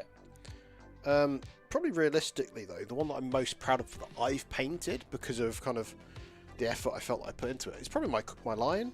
Like when that came out, I didn't want to spend forever on it. It still took me 2 weeks, which for me to paint a model it takes 2 weeks. That's quite slow for me. He was a very detailed model though. Yeah, I want to redo him, but that's the thing. Is like quite often I'm always like kind of I'd like to redo that. There's things I think I'd do differently now. Yeah, I think that the whole hobbying aspect of the hobby, right? This sort of arty side of it is there is always something that you'll do. You'll be like, God damn, I really wish I had that technique for the last unit, or you know, I wish I'd picked this up for that, and then you're like, cool, I want to go back and improve that now, or sometimes just get the kit again and redo the whole unit, isn't it? Like my Dark Angels originally had quite bright reds for things like the robes. These days I use Baratnar Burgundy or a very kind of dark kind of plum if I'm using Pro Acryl, because I'm not even just Citadel these days with my paints. Sorry, Warhammer paints. Warhammer paint? Yeah, that's a thing. Ooh. Yeah, I've seen the packaging. I don't like the logo as much. No, but I get it. It's that whole thing of like, what do you paint your Warhammer models with? Citadel paints. Oh, not Warhammer paints. Who makes them then? Yeah. It's always been that thing. Like when Games Workshop first were like on the high street, the amount of times you'd go into one and people go, just sell computer games, because the shop was called Games. Yeah. I know it's not, but you know what I mean? It's like anything to make it easier. I get it. It's a shame because it's the heritage, right? Citadel Miniatures was not the only miniatures company that were under that brand at one point. Like Marauder Miniatures was one of the ones that I remember being there kind of in the early 90s, was still kind of just there. So, but yeah. I think it's because it was owned by one of the guys. I think it was Alan Merritt. No. Who was the guy that ended up going off and doing... Oh, my days. This is awful because it's somewhere in my head that it's one of the guys that was in charge back in the day that I think went off and did Gripping Beast or something. Like spun off when they all went off and did their own non-Games Workshop thing. But it was his company that then kind of got eaten up by Games Workshop. It's weird when you actually look into it that they've never been... We all joke about them being this small little indie company, but they haven't been for a long time. No. They're really not a small company anymore. No, definitely not now. Jesus. Yes. So what's your big hope, Ben, for the new edition? So for me, it's about balance and... balance across a faction is my biggest kind of wish list thing. I know it's really boring comparatively, but like, I want it so that you can go, I'm playing Drakari, every single unit is viable, and it's just choices you're making rather than it being, well, this is the most efficient version of what I need for this. Yeah, no, absolutely. I think, internal balance of a lot of books needs to be significantly improve Because some of it's quite good. Like I'd say Marines. If you look at Marines vanilla are Marines, decent spot really for internal balance, aren't they? like there was a time where you joke about an Invader ATV or Reavers. Like Reavers are still not quite there, but it's not just sad. Yeah, you're not necessarily wasting the points taking them now, are you? Like there is probably a tangible argument you could make for taking a unit. I still take them out of my list every time. That's the horrible truth, man. I keep trying. They're so good. It's just such a nice kit as well. Yeah. So they were the first Primaris kit I was exposed to, and I was like, these are fantastic. I was like, what are they doing with Space Marines? Like, this is amazing. And then none of the others looked like that, and I was like, oh, well, these intercessors are really sad. Yeah, they're really beige. I was like, these are really boring, but Reavers were so cool, and they have a grappling hook. I don't know what it does, but it's cool. So I'm putting that on my models. My original list for last LGT, they were in there. And my one testing game that I used them, I went into New Death Guard, and I did a reactive move with my Reavers. It was back when the two big L's were in the middle of the board. Oh, yes. And I reactive moved, and they ignore vertical distance. So I did a 6-inch flat reactive move with them, and I went up to the top floor. Yeah. He then couldn't charge me. And it was just like, it was very clever. They died the next turn, but they lasted a lot longer than they should have. Clever thing, yeah. But I got to do the cool trick, and it really got in my mate Adam's head at the time. I think it really spooked him that there was these tricks that I could do as Marines. It was like, I felt like I was playing elves. Yeah. Felt I was gonna say, that is a trick that the old Harlequins like to do with their flip belts. So it was basically me going, I want to play Harlequins, but I don't want T3 bodies. Yeah, but it was enjoyable. But they still went out the list. I think they became a unit of scouts or JPI. Yeah, it's very so sad. Because, yeah, you just say scouts and JPI, and I'm like, yeah, they are just both better, right? They're just so much more useful. And that's the shame. It's like I wish there was like a few more kind of, you could make a choice, and it's like it's not you going, I've handicapped myself. It's more, oh, you went with that route instead. Because you're sacrificing this, but you gain this type of thing. Yeah. There isn't any of that at the moment. It still comes down to, I think it is the match play kind of priority we've got at the moment. It creates that. Yeah. Yeah, no, exactly that. I think, match play and all these balanced passes and stuff, it's fantastic, but it's hard, I think, to balance an entire book's worth of units. Yeah, because anytime I try to make a comparison with other game systems, like something like Shatterpoint or even Kill Team, there's a lot less variables for them to balance. Yeah.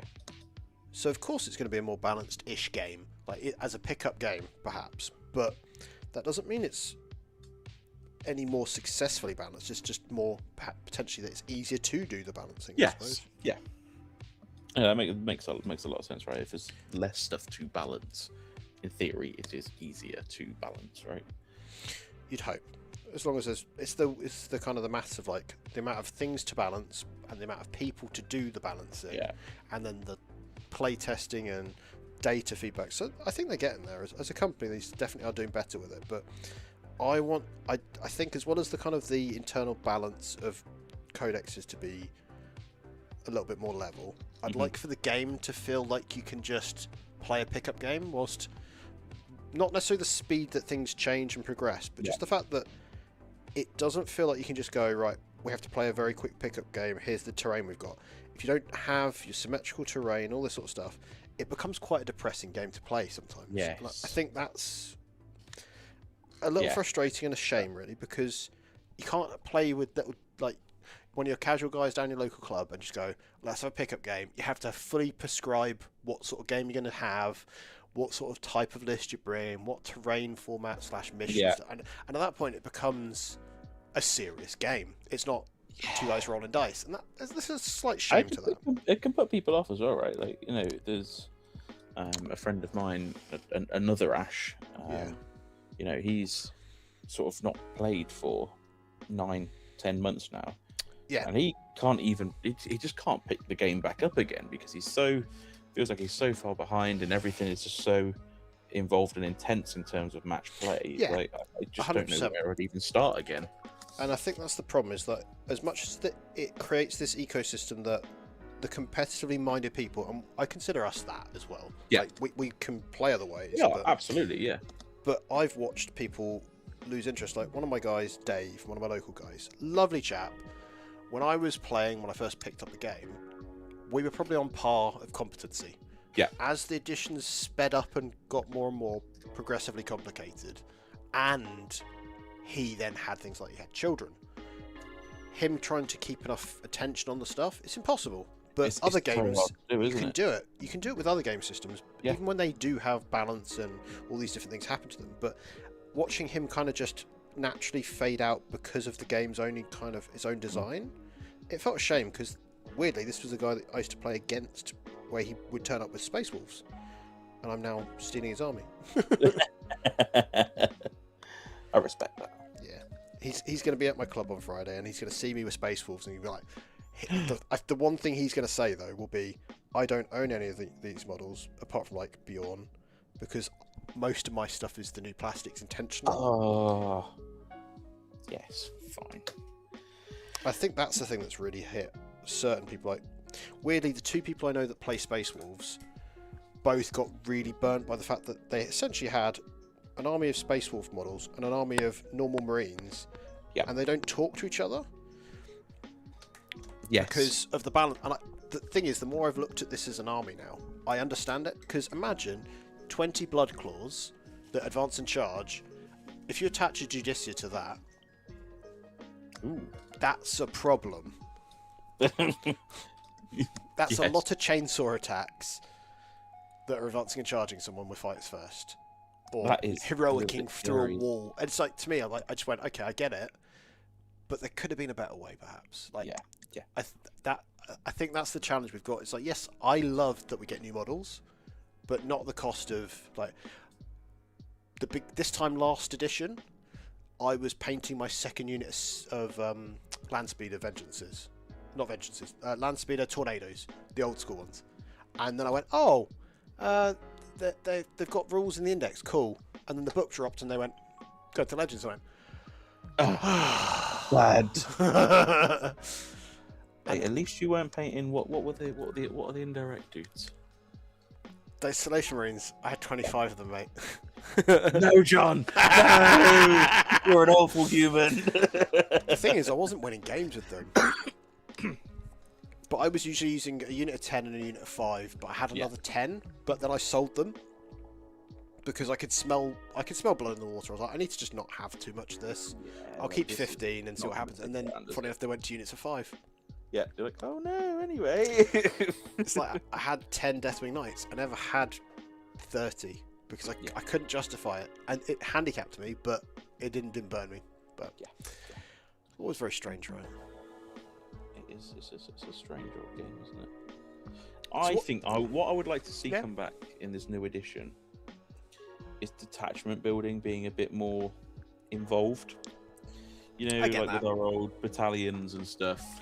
Yeah. Even if it's just something to make exactly. Even if it's just something to make like your battle lines somewhat more relevant, because there's some armies that just won't take any at all. Yeah. Or they're better battle lines, right? Like, how many times do you see someone bring one unit of intercessors and you'll never see heavy intercessors just because they're not worth it? And that's a shame. There should always be a reason for it. And I think it doesn't need to be necessarily that they're cheap and more efficient. There just needs to be a reason to make it exciting to bring. Yeah, no, I think that's it, isn't it? But it'd just be interesting to see these. That was always a really interesting way of building your armies and trying to fit it into these prescribed sort of things. I think it's much easier now, isn't it, to build an army? It is, but it's more frustrating at times because there's situations where you're kind of shoehorned into like specific efficiency choices. Yes. I think the one that I'd like to see as well, like the Crucible of Champions kind of build your own character thing, has a real feeling of a new edition kind of vibe to it, and not as a thing that they just introduced, but when you look at like pointed things you add to a non-named character, I like that, like an exploration of the enhancement stuff. So you've got like you can take up to 3 of these things and build a specific your own character. That to me seems really fun and a compromise in not just going, here's your new war gear. Like making a cool. Like I used to love it when you'd have a warlord trait and a relic. Yeah, and you'd make like this really cool thing. Here's my murder master. He's gonna do something. It won't silly. do it every time, but when it does, it goes off. And it was just like there was those opportunities. And I know that the enhancements are kind of like a mixture of both. Yeah. But it's just like there's always like winners and losers of those. And I like the idea of maybe them transcending detachments. Yeah. So it's kind of like an overarching faction thing. And I don't know, like there's probably a reason for it not to be, but I just like the idea. Yeah, just some level of customization with your characters just feels. You know, there's like what's his face, Paulie Drakari guy. You know, he's got his own custom archons and whatnot that he's put a lot. Showed you my Azrael. That's my chapter master. I haven't named him, but I have no motivation to bring him, which feels like a shame, right? Yeah, exactly. You know, you could put some more custom. You could do a bit more with these and put yourself on the tabletop almost, right? Similar to playing these like RPGs, isn't it? You just something to put yourself into and go, cool. I can put a lot of effort into this character now because his rules are really cool. Like, it doesn't necessarily end the world. It's not broken necessarily, but it's just something I've got a bit more time and I actually want to invest in because it's really, really cool. And I when I first got back into the hobby, about tail end of 8th edition, we were playing a lot of these kind of narrative club things, where people would just kind of self-restrict what they did. Yeah. We named our characters. We did things where we were like kind of trying to tell a story whilst it not being like just goofy. Like we were still trying, but like at the end of 8th edition, I played all Terminators, and this wasn't when they were good. It was awful, but Deathwing. And every game, my captain, who was like the Grandmaster of the Deathwing, kept dying. So at the end of the campaign, I went, right, and I bought a Contemptor Dreadnought to put him in it. Yes. And that was really cool. Really conveniently, Contemptors then, the next edition, became really fucking cooked. but it was really like being able to, and there is now like the Crucible of Champions actually has rules for doing that, and I was like, this is cool stuff, and it doesn't break the game, but there should be a reason that you've got a character dreadnought. Yeah, and I'm not saying chaplain dreadnoughts because that's the problem. There's always fringe cases where it's abusable. Yeah, we don't want those back, or do we? Or do we? Maybe.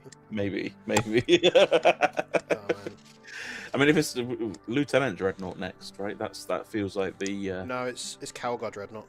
Calgar Dreadnought, yeah. It's either Lieutenant or Calgar. That's the only way these days. Have you seen the new Titus model? He was really cool. I have in person. It looks really cool. It's a shame that you often see the Wardens, but you don't necessarily see Titus on the tabletop.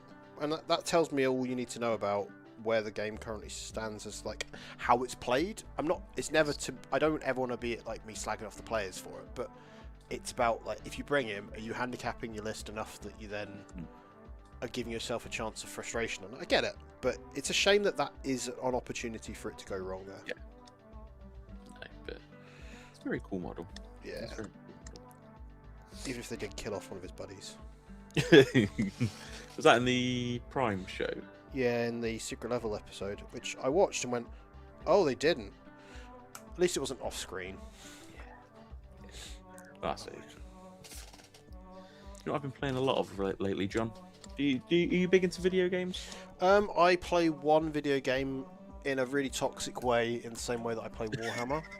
I play one of the most healthy games you could possibly play, and I'm going to wear a hat and let you see if you can figure out what it is. Well, I might not be able to see you, John. So right. So I'm going to wait. Put the hat on, but I have a bit of a lag, so you have to wait for me. Yeah. So it'll be about 10 seconds. You'll see me wearing a hat, and you'll be like, "Well, something's wrong with Scrivo. The fact that he's even got this hat says it all." He's reaching for a hat. Oh. What is past Scrivo doing? Come on. Past Scrivo is looking delightful. Oh, interesting. But what? What's the story of this hat? Because I don't know what you are. It's League of Legends. Okay. The most toxic game you could play, apparently. But I really, for the same reason I play Warhammer, it's the people. Yeah. Like playing that as a 5-man little team. That's my one computer game at the moment. Like, I did play Space Marine 2 when that came out. I really enjoyed playing through Yes. that. But then the online stuff, because I didn't play with people, didn't bother. Like, it's one of those things where I was like, Yeah, I cool. played a few games online, and I was like, "This is fine." And I had, Yeah. played it with a few friends, but then no one else. It sort of died its death, and then I was like, "Cool, fine. I've completed the story. That was fun." But I've been playing a lot of Fallout lately. Fallout New Vegas. Oh, nice. I bought one of the Fallout games after watching the program, and then never did it. Ooh, which one did you buy? Was it 4? 4, yeah. I think it was 4. I can 4's tell interesting. It plays very differently to 3 and New Vegas, which are arguably the best in the series. I think I started in a house and then came out of the thing and then found my ruined house immediately. Yes. I think After watching someone steal your child, you're like, oh, okay, yes, cool. This is a thing that's happened. But it was after watching the TV show I went, this is really cool. Why have I not bothered with these? It's a really cool universe. It's a really cool setting. The TV show is really good, actually, in terms of being faithful to the games. Which is often a thing that they struggle with. Quite difficult to do sometimes, but they were really good, and it's a really difficult series, I guess, to be faithful to the games with as well, because it's a lot of it is based on choices and choices you make in the game as what happens, and they've set the TV show after the games as well, which you're like, oh god, like how are they going to deal with the potential choices? That's and they've clever though, right? They've gone with it's really clever. It's really clever. Sidestepping almost. Exactly, it's really clever the way they've gone. Doesn't actually matter what choices you made because we just made everybody look like they all lost anyway. Just afterwards, it was like, okay, I like this angle. That was good. But speaking of Amazon TV shows, Invincible, have you watched Invincible? I haven't kept up on it, but yes. So when I was a lad, like 15, 16, I was going and buying the graphic novels for the first couple of volumes of that when I spent my first couple of monthly paychecks when I was first working. So it's quite that and Walking Dead were the two like graphic novels I was buying, kind of early 2000s. So it becoming this big thing that people are aware of really excites me in a positive way because it's such a love letter to superhero comics. The show's really good. The show is fantastic. It's done a great job with it. I've not watched any of the new six. That's just come out this week. This week. Any of that yet? It's exciting. I'm trying to avoid spoilers. I was scrolling through the YouTube earlier, and it was like about 1,000,001 different breakdowns of the first few episodes. I was like, oh god, no, stay away! I don't even want to see a thumbnail. It's why when there's a new thing like that, if I'm wanting to watch it, I tend to watch it immediately. Like I made the mistake of not keeping up on Stranger Things when that dropped. I've managed to avoid all the kind of spoilers for it, but there's a lot of people going, well, this thing, and it's always these weird like half spoilers at the beginning of the post. I'm like, I've kind of got a vague understanding of maybe what's happened. Sort of know what's going on now, don't you? And but I just don't care enough. The biggest one for me was did you watch the third Spider-Man with Tom Holland? I intentionally watched it on release night because I couldn't. I had it spoiled for me beforehand. I was like, fuck. The worst bit is I'd read like all the rumors as they come out for these sorts of films, because in my previous life I was doing like comic shows and working on like comics for like Marvel and DC. I've got all the news kind of stuff on my social media stuff, so I just see all the rumor milling about it. And it's like it just gets spoiled so easily. Oh, that's so sad. Like seeing the trailer for the new Spider-Man film, I was like, none of it surprised me, but I was still glad, and I really got quite hyped watching it. It looked fun. Yes, I've seen that. I've really enjoyed Tom Holland's Spider-Man. I think he's been very good as Spider-Man. I think he's my favourite Spider-Man, and that's not just because he's the current one, but just because generally... I would agree. I think genuinely he is my favourite Spider-Man. It's not perfect by any extent. Like, the Ultimate Spider-Man cartoon series they did like 10 years ago, pretty good adaptation as well, but they never always get it 100% on the nose, but yeah. Oh, Mark's going. Bye, Just get him away. Mark. Yes, get him away. He's probably finished painting another stupid, super heavy tank, because that's what he was doing last time we were on the stream, which he then went and won second place in a doubles event. Yes, he went to a doubles, didn't he? And he won with the silly super heavy. Which I think is cool, because sometimes you just want to be able to take the dumb shit. I think doubles really leans into that, right? For you as a system of play. Yeah. Doubles, you just say take stupid stuff. Bring a But I stat think check. I did the LGT doubles a few years ago, Yeah. and it was me with Eldar and my friend on Tyranids, and we just took like a pure character list just because it was fun. So I think I took Incarn and the Avatar, and I think a couple of Lone Ops, Nice. and he took a load of different tyrants. I think it was in the end, as like a Swarm Lord, Foot Tyrant, Wing Tyrant, and we just played like Hero Hammer essentially. It was great. See, that's nice. So I played a similar sort of weird format in, I think it was end of 9th. I went to a 1,000-point tournament. Ooh. And it was just the efficiency you could get in those lists was just like, that was the challenge. Like everything mattered. Yeah. So I took 2 kill rigs filled with Beast Snagger boys and a truck full of knobs with Ooge choppers, and that was my list basically, and I just threw that at people, and it was very funny, but it was just very much like, oh, this is obnoxious. And I came second at that event, and Tom, I think, came third, and he took Flesh Terrors because he just went, I really want to take a melee pressure list, and we both just played the same sort of game of just like flinging shit. I'm gonna run at you. And I What lost do you the do guy that about it? won because the first game I played was into him, and it was Votan, and I'd never played Votan at that point. So my first experience with Votan was, oh, you can see me with this. Oh, this kill rig's going to get shot by that giant land fortress. Oh, no. I still don't think I know what Votan do, to be honest. They're just one of those armies where you just don't understand them fundamentally. I'm like, what are they actually doing? I don't know. See, when they first launched, I was like, I love squats. That was like one of those armies that if they ever brought them back, I was like, I want to do squats. And then when they did land, I was just like, yeah. Okay, I was going to. I got the box, but it was that age-old thing of like, I bought it, I got excited, and then I never did anything with it because I just went, it's not a full army, and it felt like they had a similar vibe to how Space Marines operate. Yeah. But without the range, and I had an established army, so it just always felt like a shame. And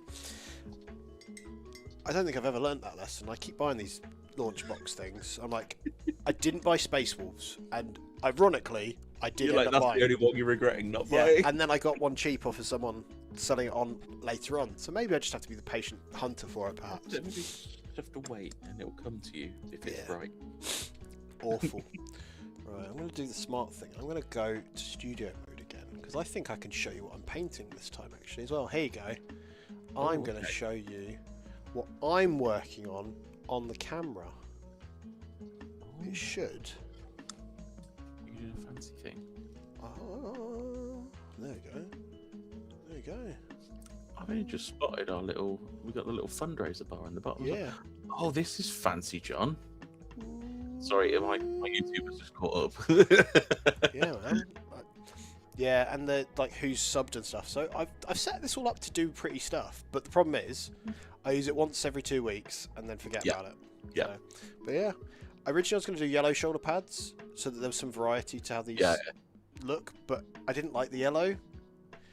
Yeah, I feel like the yellow just doesn't want to fit in that. Yeah, so I've done the red, so they match my normal Dark Angels, but I've done the fur on Sam's suggestion is actually Space Wolf Grey as a way of kind of introducing that kind of palette into it. Yeah, I think it's quite fun. I'm enjoying. This is my one test, and I've just washed everything apart from the armor. Because weirdly, I don't tend to wash my Space Marine armor anymore. But yeah, that's completely fair. Yeah, that's very cool. It's very going to fade us back to us. Yeah, man, it's fun to do this stuff. Like, there's so much we can do with all this streaming stuff, but it's just a lot. Yes, yeah, it's going to require a lot of work, isn't it? Time, but it's looking pretty good so far. It's fun, isn't it? It is fun. If we hit our goal and get to WTC, it's going to be some we very will have pretty the most stuff. professional looking stream. All the streamers out there, that's what it'll be. Joe from War Games Live won't know what hit him. He'll be sat next to us going, I can't compete with these guys. Look at these newbies. Oh, I'm trying something new here, Ben. At Christmas, I bought a load of Pro Acryl paints as my Secret Santa for my club. Yeah. I've got ivory, so I'm trying out ivory to paint all my bone and stuff on this guy. Don't know if it's going to look alright, but I've got to try. I do like the pro acro range. Really, really nice range of paints, actually. Yeah, so when I went and played, so the one practice game that Lee Churchward got with his new list was bodying me. When that happened and he killed me in 3 turns, I then went and bought more pro acryl as kind of a way of making myself feel better. So. Yeah, it's like chalky milk, right? Yeah. Chalky milk make the pain go away. Sure. Sure. It's not. It never went away. Lee is a monster, though. Yeah, the only time I think I've been close to beating him was when it was Bully Boys before they had the nerf. He wanted to see how it worked, and I just ran at him. God. Oh, no. And then he did Lee things, and was very clever about it. Yeah, I think we didn't play it all the way through. We re-racked for another game for him, but it was one where I was just like, in a real environment, I think you would have still won. Yeah. I think I've played him a couple of times. Both times at ITTs, actually. And he just bodied me every time. And I was like, oh, okay then. Thanks, Lee. It's the melee pressure thing. He's very good at it. He's very good at it. He is very good at it. And he's a member of our team that, despite not playing as frequently, still maintains that great standard. He does. I'm very jealous that he's able to do that. I'm like, how? How do you do that? Yeah. So I feel like I only ever see him. He turns up for like ITTs, and At he's the just moment, great very much so. every Yeah. time. I think it's having those basic core principles locked down. Not to say that we don't, but like, it's those things that if they're there on kind of like, if you're inherently very competent at things like the positional game, like he's always been a melee kind of guy. So good, isn't he? Yeah. Like even when I first met him and he was playing Emperor's Children coming out of whatever the Chaos drop pod was, it still wasn't just the shooting stuff. No. Yeah, that was a big backbone of the army because you could do quite a lot of nasty with it. It was all the other stuff that you could throw at you at the same time. It's no surprise. Well, this ivory paint actually looks quite nice. It's good. I find that the Pro Aqua stuff has really good coverage as well, actually. Yeah. So I'd started using their white, the pure titanium white. Yeah. Purely because I wanted to be able to... My Deathwing Knights are white armour. But I originally painted them white with GW paints and then went, oh, this doesn't work. Yeah, whatever will I do now? Hard ask, isn't it? So I then, with the guidance from Jay from Mohawk Minis, started painting them Celestra Grey. Great, apart from the paint itself, is utter tosh. Because it's just a chalky nightmare. That first batch I kind of thinned down myself was perfect. Because I took his recipe and just did it. Then trying to do it again, I'm just like, no, it doesn't work. So I just went, right, I'm going somewhere else. And I think I'm using a Vallejo cold blue, like grey. Yeah.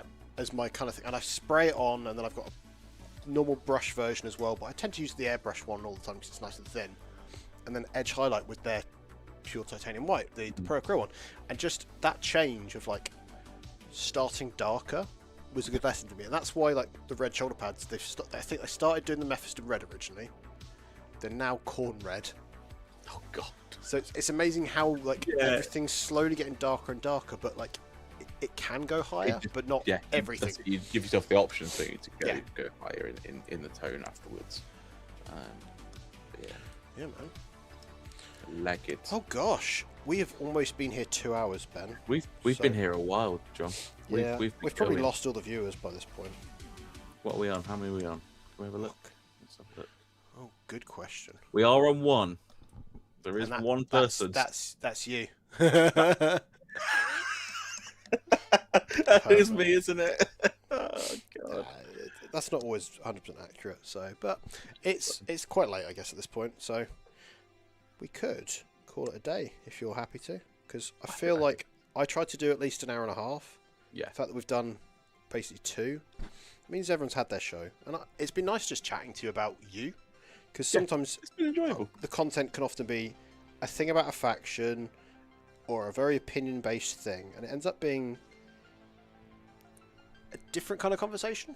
Yeah. So this has been nice to just explore, chatting about the hobby in a broader sense, I suppose. Oh, it wasn't me. There is Icarus. Icarus. Icarus. I'm glad Icarus you is can still read. in. Sometimes I can read, John. Sometimes Just, I can read. is it because your patients that you deal with on a day-to-day basis can't read, so you don't need to read yourself? Exactly. That's it. See, I can justify things for you. We can justify these. Yeah, it's cool, man. I've enjoyed this. It's weird how productive I find. Genuinely, really fun. It's been Forcing yourself to sit here, you end up just going, Yeah. oh, actually, I've done quite a bit that I didn't think I'd do. And I found the last time I did one of these, that people were posting in Discord what they'd been working on. And I was like, oh my gosh, we've all done quite a bit, which is, quite a bit, yeah. it's nice to celebrate, because sometimes it's hard to just, especially on a Thursday, like, the last thing I want to do is sit down at my desk, especially if you've got an office job. You don't want to just sit down. No, that's it, isn't it? It's hard to justify the time to yourself. Sometimes to just get there and I'm just going to plug away at some bits. It doesn't matter how great I do. Doesn't it? Just plug away at something. So Exactly. yeah, it's good. It's good to be a motivational force for people. I've done nothing since I built these bikes, and I've decided I didn't want to start anymore. Yeah, they're not the funnest of kits to build, I'm not going to lie. No, but I'm really looking forward to painting them. I really enjoy painting jet bikes. They are. They're airbrush fodder, aren't they, to some extent? They are airbrush fodder. I'm going to do something Harlequin-esque with them, I'm sure. But they're very quick to get on the table And that's what you look- need, look realistically. pretty reasonable and look pretty nice and cool. Quite Ready to thematic. go to Legends next edition. Oh, absolutely. I didn't Cool. buy a Tantalus. Yeah, well, I think you should bring your Tantalus. Just bring the Tantalus. Don't bring everything that's Legends, but I could Bring that. probably make 2,000 points of Legends list, John.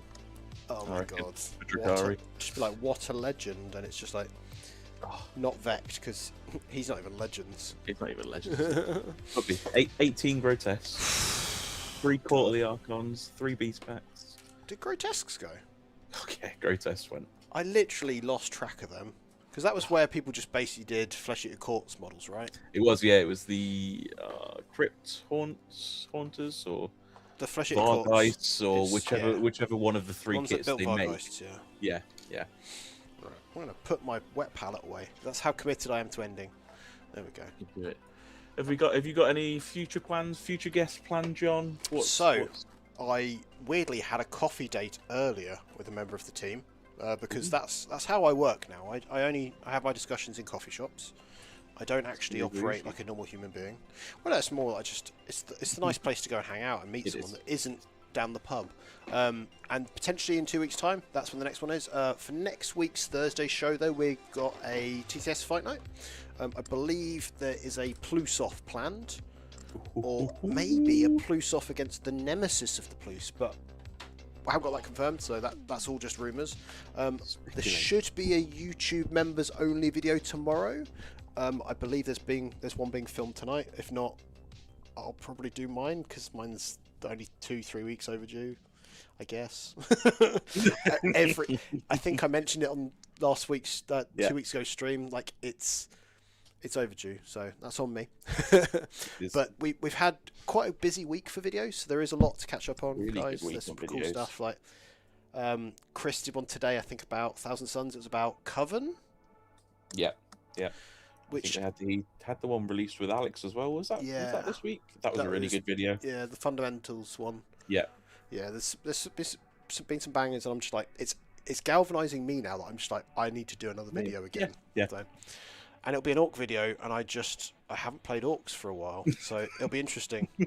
Because the last time I played Orcs was when I played Freebooter Crew, and that was tough. But I'm going to do a video about that, so that'll be on my cards for next week. So, have you got anything planned? So I've got a Harlequins video to pump out at some point. A Harlequins Yes, you 101. So that's gonna come at some point. I also want to cover something to do with the new Corsair stuff, because I've been reading their rules and they look really interesting. I don't think they're most killy, but I think there's a lot of tricks you can do there with them. And And the attachments really lean into that. And unless they're getting a new like if their codex is early into the cycle, Yeah.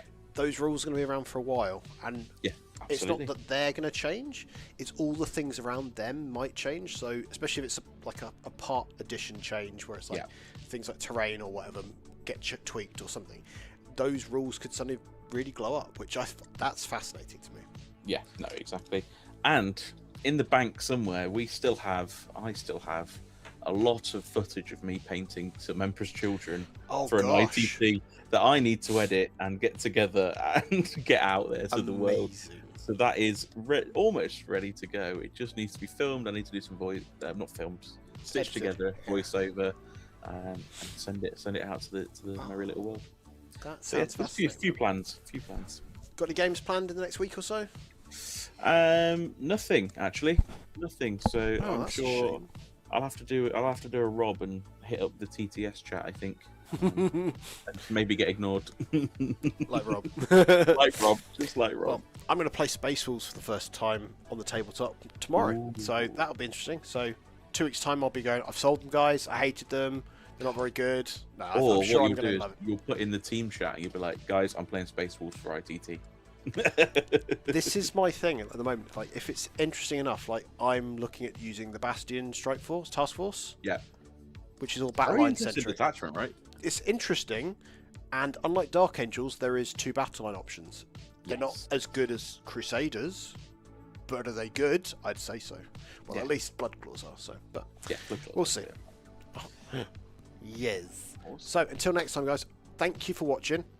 Hit the like and subscribe buttons below, and if you really enjoyed this and you want to kind of tune in, don't forget to hit the subscribe button, because it'll tell you when we're next live, when there's next to stream, or any of the videos go live, and it will all help if you just leave a nice comment as well, because sometimes YouTube likes to know that people are actually watching rather than it just being a number. So just write something, even if it's just saying, Ben, I like your beard, and if it's not that, maybe write Scrivo, I like your beard. I don't know. And until next time, guys, take care and happy hobbying. Goodbye. Bye. Oh, I've got to press this button now as well.